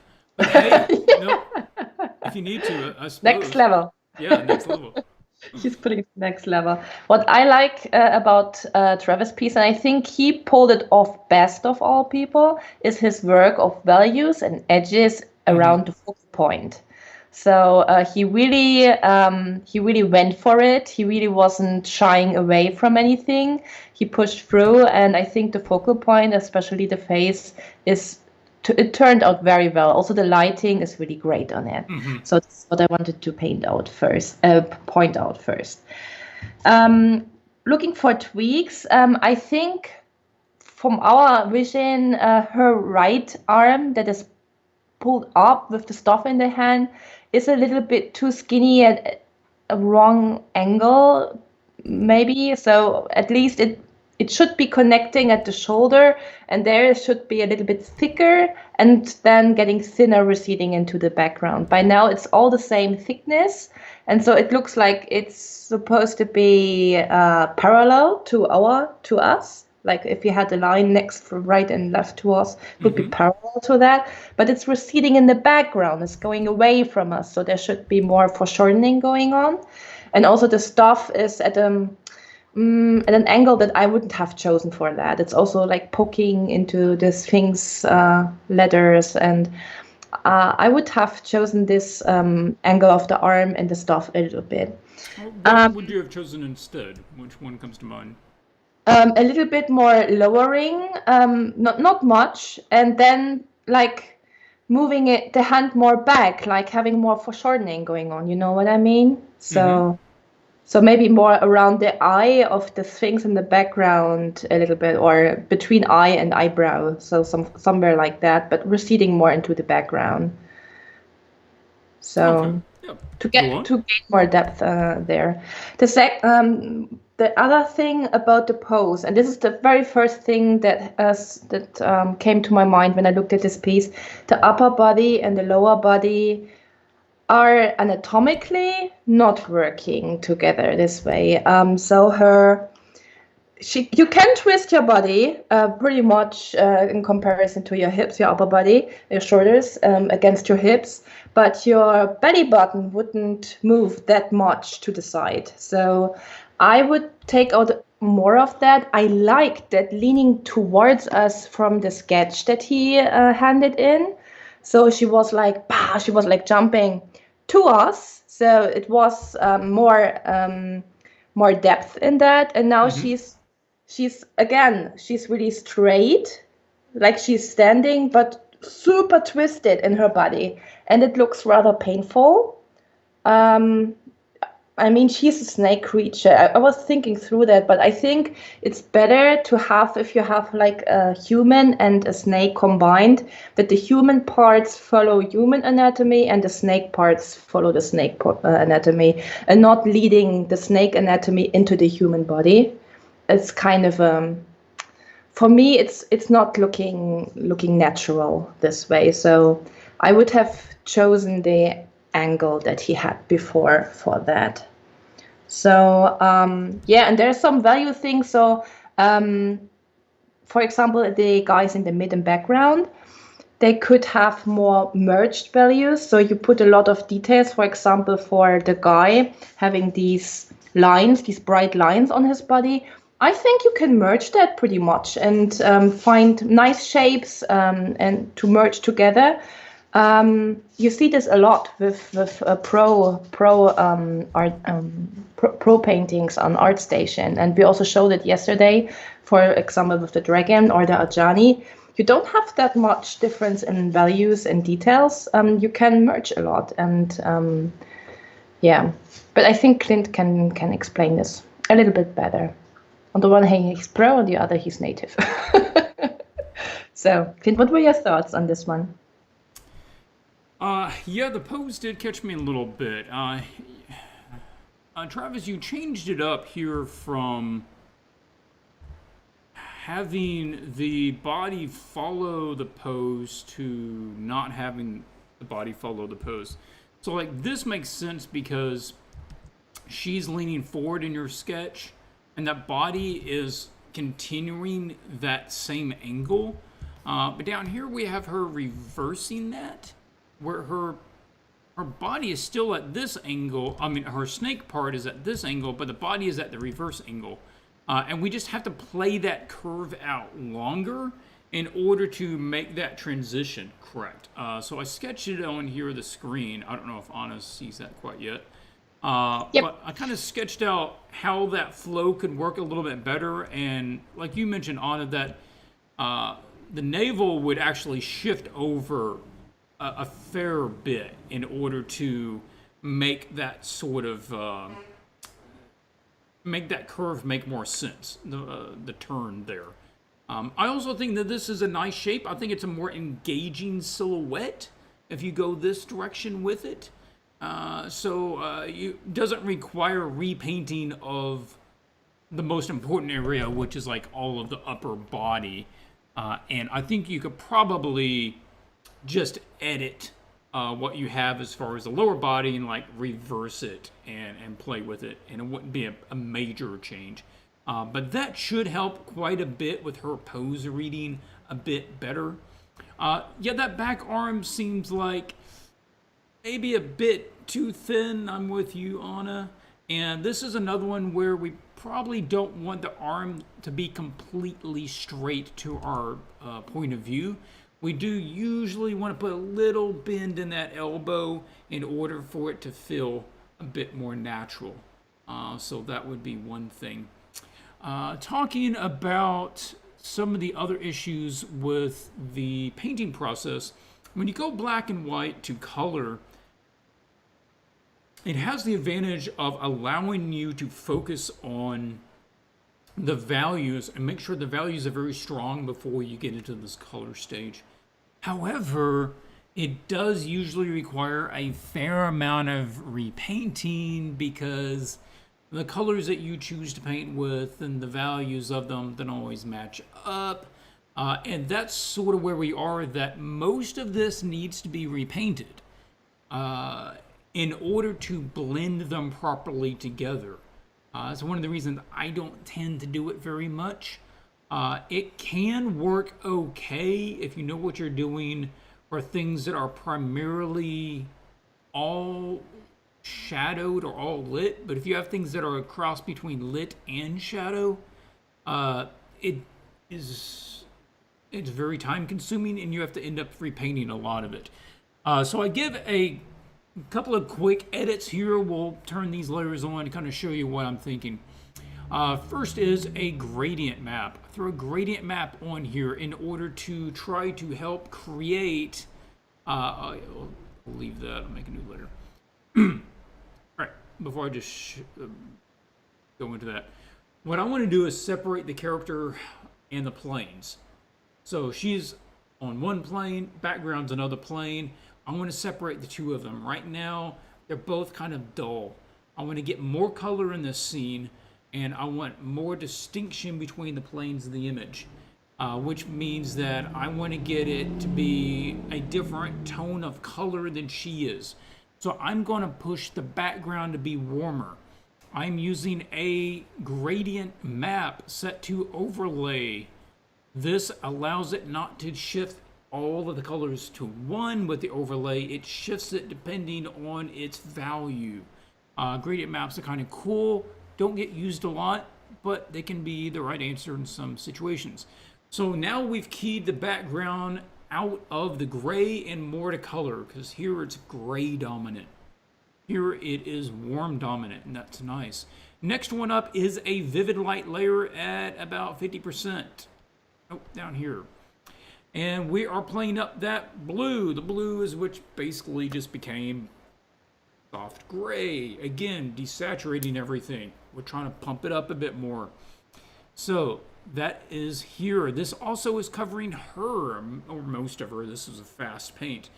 So the characters in the background are now distinctly different. The background is warm. They are cool. Now, usually you would say you want the characters to be warm, but not this lady. This lady's like undead anyway, so you can paint her in cold colors, and it's going to be fine. We don't really need to worry about the warmth of the skin. She's dead. Vivid light at about 50% in order to make that adjustment. Next one up is a levels.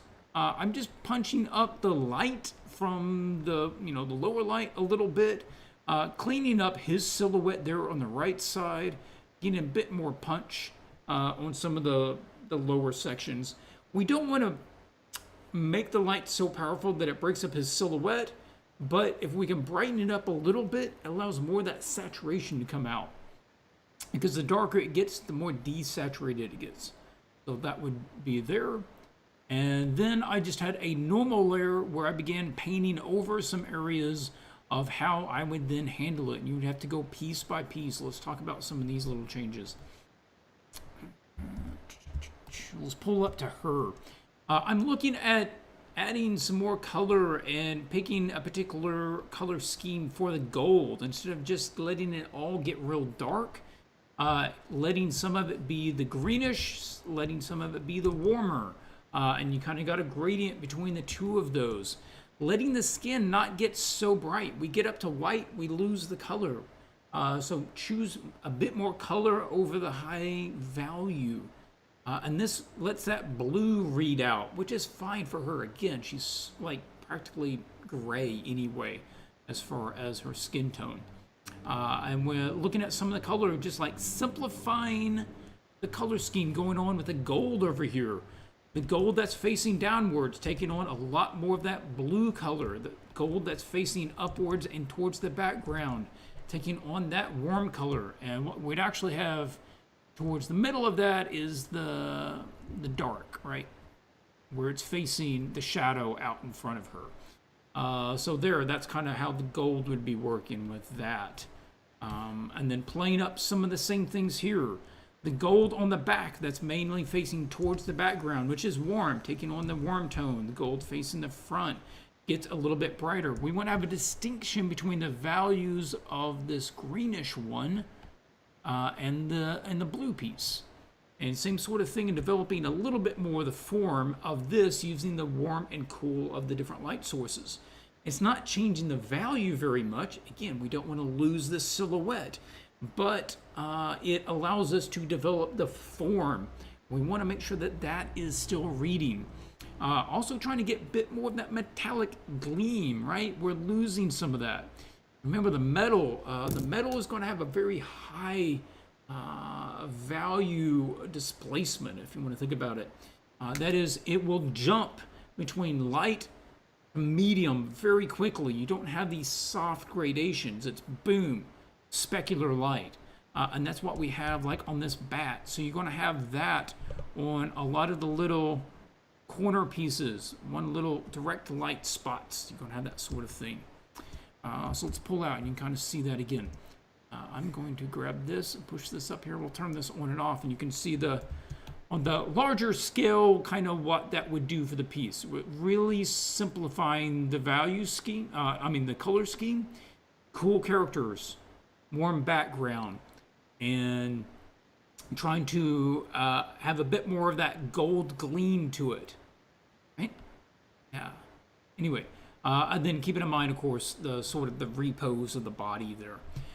So that's one way that I would approach it. I'm still thinking maybe that background face could even be possibly brightened up. You know what? I'm going to make a new layer just to play with that. I'm going to make a new layer, play with this for just a second. Do you have any thoughts, Anna? Well, nothing that would add even more. So I think these changes help quite a lot. I'm not so sure about the very blackish pieces that were showing up now, but when you say it's good this way, then I'd go for that. The blackish pieces. Well, she has on her hip, for example, with your adjustments, very dark blacks, and I'm not so sure about them. So I don't like having deep blacks in painting. Yeah, so. I would choose for something else. Like her hair, I could leave it black. That would make sense. But I would brighten up most of that body of the snake. And most of that doesn't need to go to black. Just maybe that top part where it's completely facing away from the light source on the bottom. But the rest of it could be brightened up quite a bit. Anyway, that's how I would think to handle some of that situation. And yeah, super cool. Travis finds that helpful. Okay. Overall designs, excellent. Layout, excellent. I like this sort of thing. I think it's very dynamic. Okay, don't save.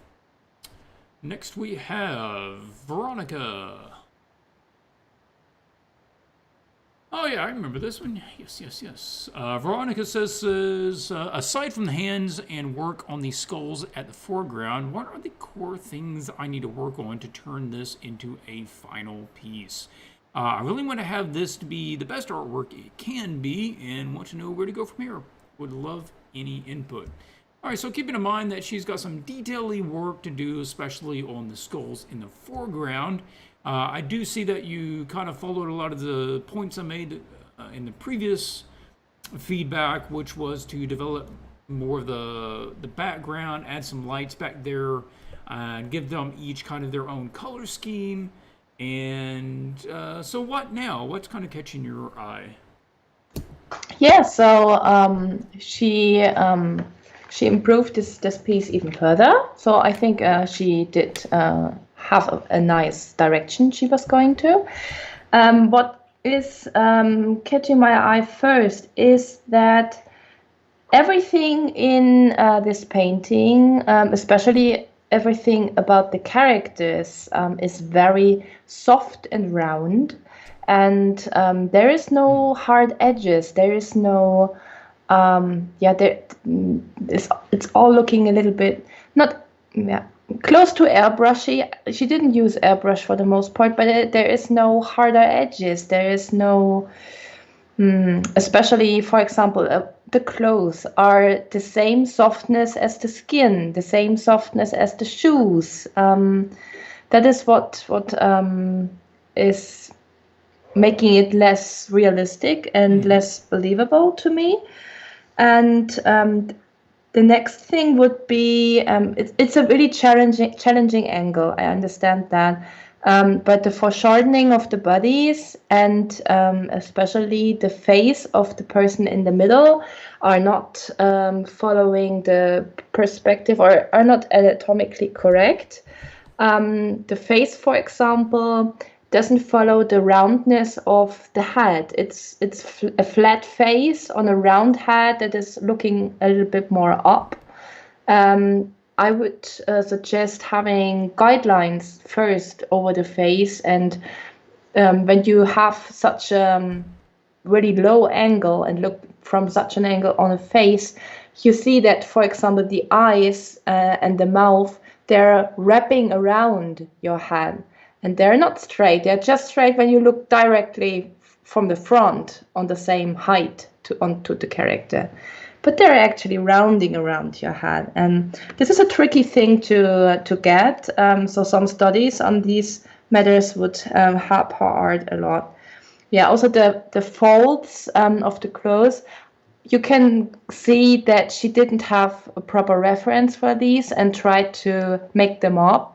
And that is why they have not enough believability. They are very generic and all the same thickness and all the same directions, and that making it flatter and boring. So these were my very first impressions. Of course, you could always talk about each piece that we had today, like 4 hours. But I want to say these were the main points that I had for this piece. Yeah, and I think those are a lot of the main points. If I could impress on Veronica to only focus on a few things, yeah, the faces, the angle of the faces, and those folds would probably have the biggest impact. I mean, I'm with you. I like good edges, but that's not going to make this piece. Even if you got excellent edges and the rest of this wasn't attended to, it wouldn't work. So we've got to make sure that the folds are good and the faces are good. It seems like... No, it doesn't seem like... I can tell that you don't have references for certain things. Because those just are not up to the standard of the things that I can tell that you do have references for. And that particularly goes with the head. We need a photo reference for each one of the faces at the angle that face is at with that expression. And if you can mimic the same lighting in the reference, do so. Because at the sort of level of realism that you're rendering this, there isn't a lot of places to try to hide. And it's easy to tell whether it's accurate or not. And this sort of angle is difficult to draw, especially if you don't have really good reference and if you haven't drawn this sort of angle before. What we have is, and we see this on another image as well, we'll look at. It's like you want the character looking down, but you're looking up the character, so your brain does both, and it squishes the features to be in the middle. And so you're looking up at some of the features, but you're looking down on other features. So we've got to reference that and make that. The folds are one of those things that you can basically tell if somebody's made them up or not. Some good artists can make them up and they'll look okay. But like this is, okay, that's the idea of how it's hanging on his body, but that's not what it would actually look like. And it's also not telling us anything about the guy's pose. Basically, it looks like we've got some arms up here that go into it, and then stuff happens inside of this big shape, and then feet come out the bottom. And I don't know what's going on in there. I don't know what his leg's doing. I don't know which way his hips tilted. I don't know.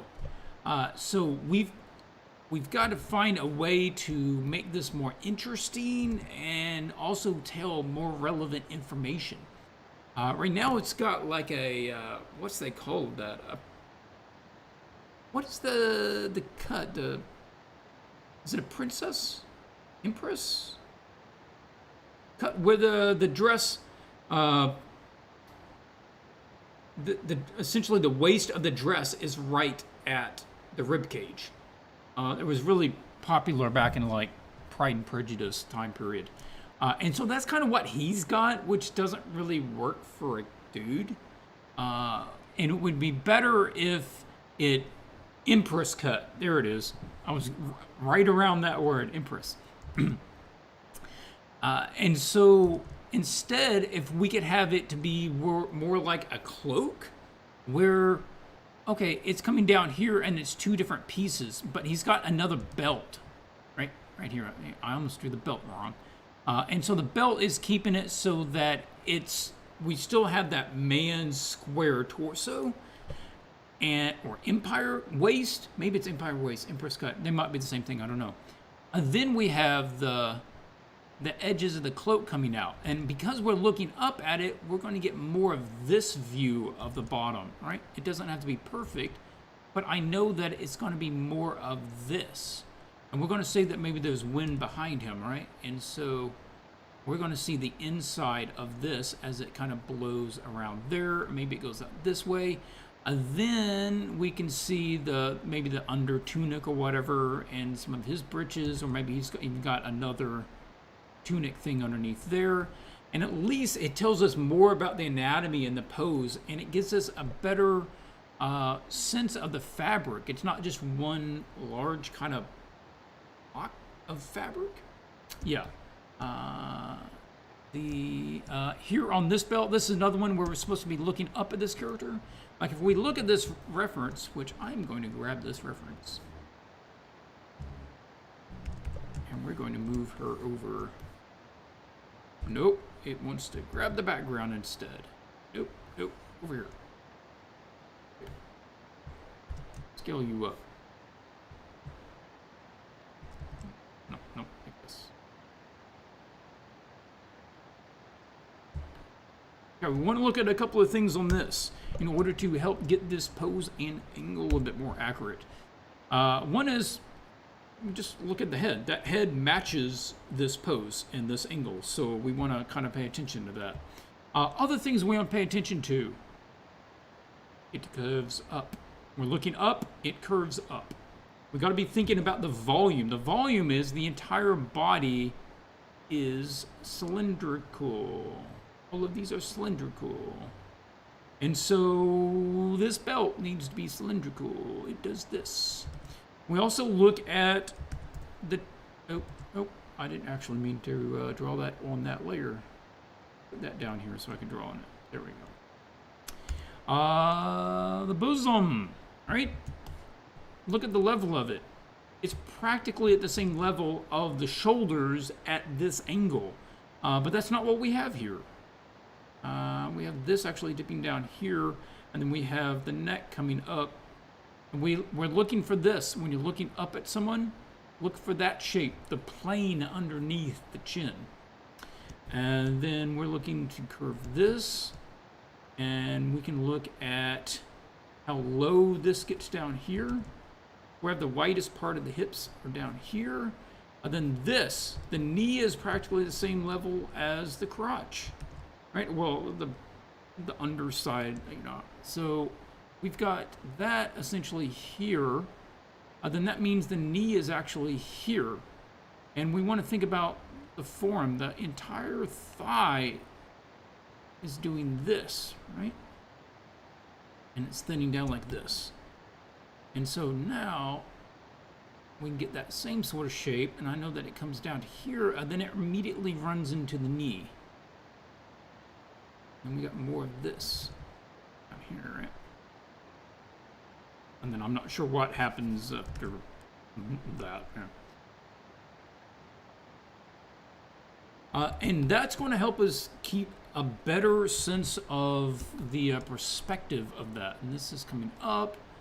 We have, we want to look at that plane that we just looked at here. And the face is tilted back. If you're keeping the same head, you don't have to keep the same head. But if you're just going to be keeping the same head, it's, or like this sort of thing.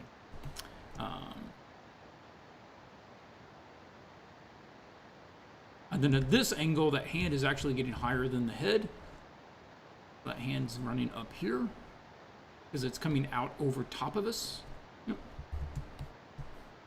Same thing with this guy.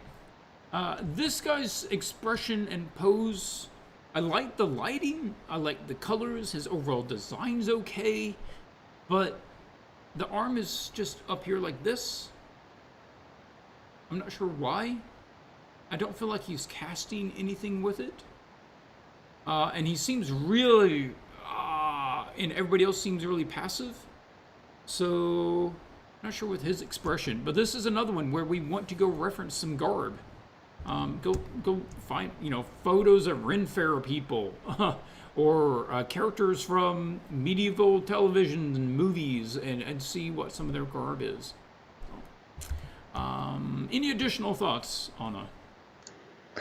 No, not at this point. I think that the anatomical and perspective changes would help her most. So I think for her, besides going for some value studies and fundamentals, I say some anatomical studies and also studies about forms and thinking in 3D would help her art development for the future the most.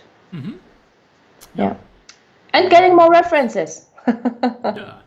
And even in these references, like even if you're not going to be using that particular shirt, look at the way that the shirt has to fold. Any fabric fitting over the upper body like that is going to have a similar sort of series of fanning folds out because the body is twisting like that. And we don't really have that here. We don't see that twisting set along there. So let's pay attention to those sorts of things. Okay. Let's close that up. And last we have is William. William! He's still in the chat, isn't he? Or is he not around? Yes, he is. He is. Okay. Yeah. But he was like 5 minutes ago. Now, yeah. Oh God, he said, "Oh God," he's frightened. Hello, Clint and Anna. I think I fulfilled the brief. I wanted to make it fun and colorful with heroes with personality and lots of action. I'm not finished yet. There is some tightening up to do, but I feel it's pretty much there. I did pay for bad, unclear value studies and have had to really pull it back and forth to make it readable as I went. So lesson learned. With so many characters and different sources of light, I found this really challenging. It is challenging. There's a lot of stuff going on in this picture. Anyway, it's not my fave piece, but I learned a lot.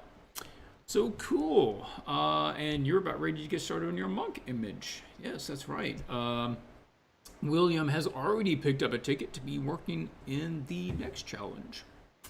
So, I really liked how this one is developed. Addressed a lot of the stuff that we talked about in the first review and developed a nice set of colors here. The characters are all fun. I think it's a fun piece, and I think what he hit on as far as just the readability is kind of the issue. It is getting a little overly busy, and so we want to try to make things a little more readable. How did this hit you? What was your thoughts? Yes, so of course the anatomy, lighting, thinking in 3D, forms, shapes, it goes without saying. Will knows these things. We don't have to talk about that. He's a pro in that. For this piece, what just hit me most is what you just said, this busyness of the painting.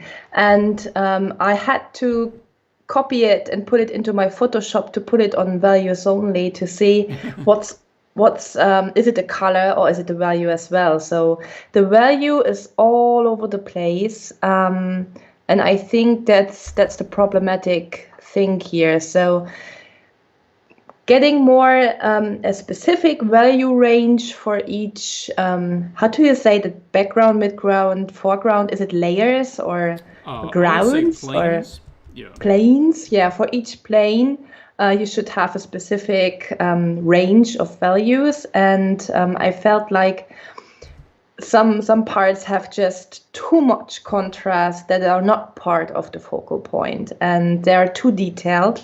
And that is what making this very busy. And the second thing, when I put it back to color, then is I feel like Will's style is a little bit more like for children's books and cartoony, but not as much as the colors implement. The colors are super colorful. They're not following any rule. So there's a red belt and blue top and green cape, and there are no rules for that. And I think I'm not sure whether it works that well with his art style. I think colorful is good, but maybe getting a little bit more of color schemes back into it. Like the guy with the horns, he has more of a color scheme. It's a red-green color scheme. And the girl, she is more of a blue color scheme. I think this works, but the guy in the middle, he's all over the place. And I would think maybe having him a specific color scheme would work better here. So adjusting the values, go in again over the colors. Clean up the skeletons in the front. They're very shaky and the edges are very blurry and it's a little bit hard to read. And maybe add also a little bit more of bright value between the mummies in the foreground and the midground, so that the character does not interfere so much with the values. And the last thing, but this is something, Clint, that you can maybe talk more better about, because I'm not so proficient in that, is the character design, the shapes. So usually you also say in your character design ebook that I can recommend really much, that you should like find shapes that are repetitive and come again and again in the character design. And again, the main character is all over the place. There's a triangle, there is a square shape, there's round shapes, there's so many different shapes that makes it again so busy that I can't find an image of this guy. He's just in values, colors, and shapes all over the place. I can't put him into how to say that in English. Like one style or box, yeah. Yeah, but I can't put him in a box. He's so busy, and I think that is what hit me a little bit with this guy. So yeah, these were my thoughts. So it's not about rendering and stuff like that, of course. Yeah. What do you think, Clint? I'm really excited to hear your thoughts on this one. Yeah, I think you have to approach it pretty much what you're saying, which is the rendering is excellent. And that is one of the things I just love seeing about your stuff, William. But now it is time to say, all right, well, most of it's really working, but we've got to pay attention to that readability, and it is what you're talking about, Anna, which is adding a bit more lightness, like around, I was just doing that little black and white edit here, so like the foreground zombie guys are darker against a bit of a lighter background. I'm not too concerned with the color scheme. Again, we're going with like a colorful thing rather than a realistic thing. Which is not what we normally do, but that's what this sort of project would be about, so we're okay with it. Shape-wise, yeah, he is kind of all over the place. He's got like curves and sharp edges and diamonds and squares and circles and just kind of everything. So character design-wise, you could think about simplifying some of that, kind of picking two of them maybe and running with that. Like if you want triangles, okay, cool, then you make the pieces on his armor down here triangles. You don't make them little curved scales. They're a series of triangles. Then there's the triangles on his arm guard, and that it's a series of triangles that overlap each other. And so you're picking a particular shape and you're repeating it throughout his design. And that would just keep it a little more consistent and wouldn't be getting quite so crazy that way. I did some work on it, basically implementing kind of what you were talking about, Which is, okay, how can we approach trying to simplify this without degrading what has already been painted? Like, we don't want to repaint it and undo a lot of the stuff that's being done. Which layer was I on? Anything before I talk about that? No? Okay. So first one is a hard light layer, just over 57%. Flip that on and off. This is just trying to simplify the colors so that each region of the scene has its own color. We can see that the area on the right has a green light, or some sort of magically fire thing, and so that has been made greener, and all that's tinted green. The main character I've actually shadowed so that he stands out a bit in a warm tone against the background. The left side has had a lot more atmospherics all along the left side top and the top of the whole image.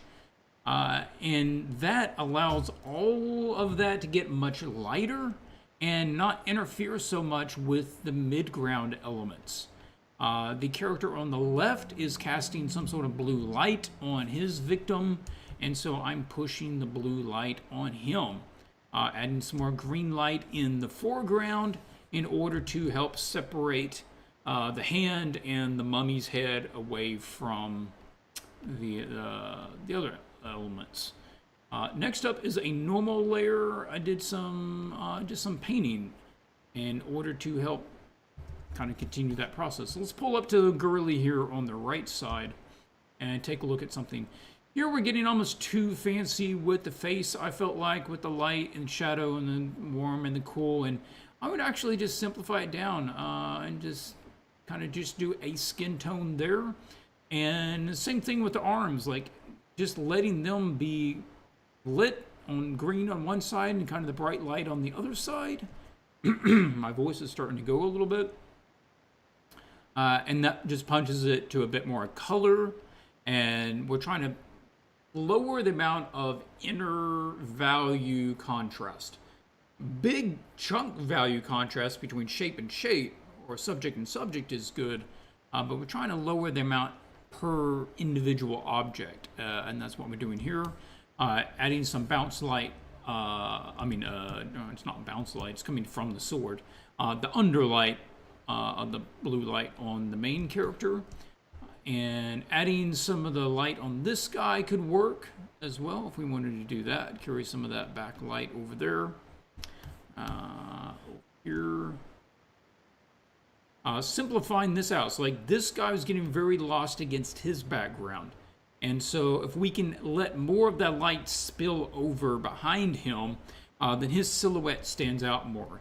And doing the same sort of thing with this guy up here in the background, letting more of the light go around the pillars, and his silhouette allows him to stand out a bit more, and his glowing eyes just allow you to find his placement. Same sort of thing down here by this guy's face, brightening up that some down there so his face can show up a bit more. That being that direction. What was this?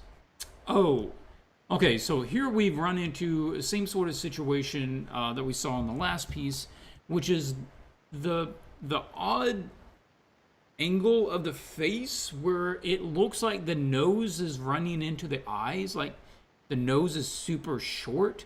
It looks more like the face has just been scrunched rather than the face has been tilted. And those are two different things. I feel like you were kind of getting the same situation where your brain couldn't work out the fact that you were looking up at a character that was looking down, and so some features are doing one and some features are doing the other one, and it gives that odd sort of compression thing. And so what I did is I went and took this lovely photo of myself in order to try to help work out that angle. That's nightmare fuel, but okay. It does help me figure out the angle in order to tell what should be going on. And it's yes, looking so great. I really appreciate you laughing at that. It makes me feel much better, Anna. I'm sorry. I can't hold back. I'm turning off my mic now. You're gonna wake up your dog. So here are one of the things that we want to notice is the folds in my neck, because that makes me look really good. Look how high the eyes are on the head, right? And when the head tilts back, the eyes tend to move up. We can look at a head shape, right? We got two different heads. And normally the eyes are right in the middle.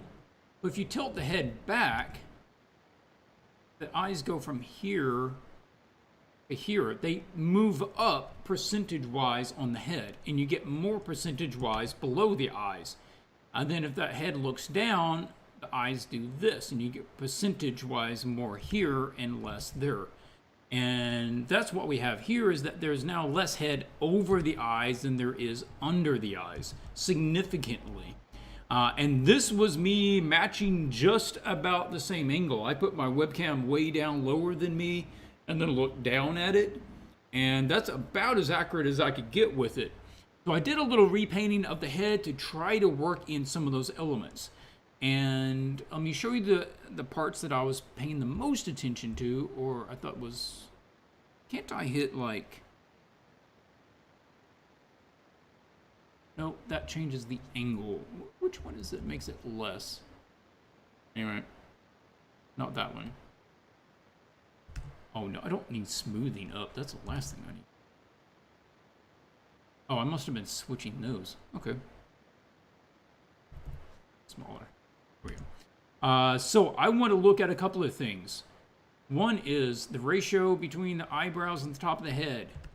Not very much. I want to look at the ratio of the eyes to the top of the head versus the eyes to the bottom of the chin. That's where we see a big change right there. And then we want to look at this one. This is a major marker. Let's pull in because everybody wants to see this closer. The eyes, the eye level here, and then we have the nose.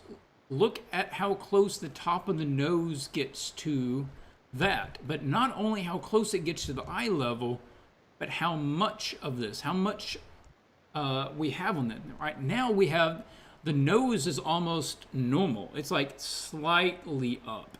But if you're looking at this angle, there's a big diamond, triangle, and you can think of it as, are you seeing this much, which is a lot? That's more what we have here. Or are you seeing this much flatter, right? And that changes the tilt of the head. And this seems to extend. It seems to get a lot longer when you're tilting up. So I got that and I repainted it in order to get it a bit more of these proportions. So now it still feels like he's looking down, but we don't feel like his face has been compressed. We've essentially lengthened out the lower half of his face and pushed the top half higher. And letting more of that blue light. Now he's got a shadow tone and a blue underlight. And we don't want to get too complicated with that. Because if we leave it the way it was, now we've got like light, dark patterns and warms and cools. And there's so much little contrast going on with all of the wrinkles and all of the folds that it's just getting too complicated. And so we're trying to simplify it down, where there's basically light and shadow, warm and cool. And so that obviously not finished, but going more of that direction. Oh, and I think there's got to be something more interesting to do with the blade. The blade shape I'm okay with, but it's just like all monotonously the same blue. I think it would be a lot cooler if maybe there was some sort of inner shape inside of that. And maybe that part was darker. Yeah. And so there was like, this part is maybe thicker, so it doesn't shine quite as much as the edge. And it would keep it from just being this one unbroken bright shape right in the middle. Then within that, you might be able to come in here and do, some sort of engravings or patterns or this sort of thing. And now it seems a lot more interesting, and it has more stuff going on with it. Okay, well, that wraps it up on this, unless you have some final thoughts you want to share, Anna, on this piece. Yeah, so this is the last piece of the challenge that we looked at. So it was a really, really nice one to do. We had many very various great paintings. We had many awesome artists joining this challenge. It was much fun. And I hope everybody learned something new from this and traveled a little bit further on their way Yes. to becoming the greatest artist. Yeah, remember, So, guys, this is for anybody, any skill level. We will meet you where you're at with your feedback concerning your skill level. So if you're just starting off, that's fine. Go ahead and join, and we will give you feedback based on where you are with your skills. And that's what we try to do with all of these. We're not here to just point stuff out to you and try to make fun of you. That I wouldn't for a minute want to be doing that on stream. And also, if you want to work traditionally, I almost never have anybody doing that way, but you're welcome to do so. And you're welcome to use other programs other than Photoshop. So this isn't a competition. There's no winner. You don't need to worry about what anybody else is doing. You do what you want to do and what you can do, and we will meet you where you are at. I also just wanted to pull up the other challenge real quick in case people wanted to see what that was about. This is the outline for the challenge. That I forgot to put in the announcement. I miswrote the submission dates for Group 1 on their README file that they got from the store. That was wrong. These are correct, right? June 26th and July 10th are the correct dates. The other one, the dates on the README file were actually for Group 2. I did not change those, so look at this one. And this is the breakdown. You can choose between Planeswalker, which would be a MTG themed and style image, where we're creating a fictional new Planeswalker called Asherin Thousand Dawn. He is a white aligned monk of a Asian persuasion. Or you can choose a Warcraft splash art of a female elf who is hunting in the forest. And that is a breakdown right there. This and the inspiration images and the templates are all available for free if you want to just go download them and have fun with them in the Dropbox folder for the Art Challenge archives. But if you do want feedback, then pick up a ticket tomorrow. 6 will go up about noon tomorrow on swatchesart.com. Then 6 more will go up about 10 p.m. I put them up before I go to bed. So, any questions with that? Am I missing anything in the chat that we need to answer before we wrap up today? yeah, it's just always a little bit hard to make clear that everybody can do the challenge and just post their things on Facebook or Discord and get critique and help by the people there. Yes. But if you want that Clint and me having a look at it, you need a ticket. So there's no way around that. But it depends on you. And you can also do one of the old challenges. There are, for example, just Clint dropped today the folder again on Discord, where all the old challenges are to be found with descriptions and anything you need for that. And you can post it on the group and do one of the older ones. If you liked, for example, the one that we just finished and you want to do now your own, go for it and post it in the group. Yeah, do not discount the feedback the group can give you. There is a lot of semi-professionals and professionals out in the group, and they can give you some really good feedback. And if you are polite and willing to learn, and you might even get a paint over. There's some people that will really take time to give you a logical breakdown with a paint over in order to try to help you improve your image and continue to learn. So even if you wanted to request that, you might be able to find someone willing to do it. So, but we're 2.5 hours in. It's about time to wrap up this stream. I don't plan on streaming over the weekend. I've got some other stuff to do. But I am planning on streaming back on Twitch Monday morning if you want to catch me at 10 a.m. Central Standard Time.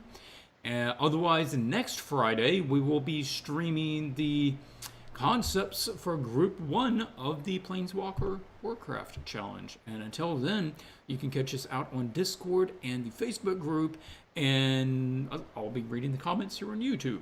So leave a comment and leave a like. I think that wraps it up. Yeah. I always think of things that I need to mention after I hit the end stream. So, but, all right, guys, thanks so much for joining, and until next time, keep drawing. Bye bye.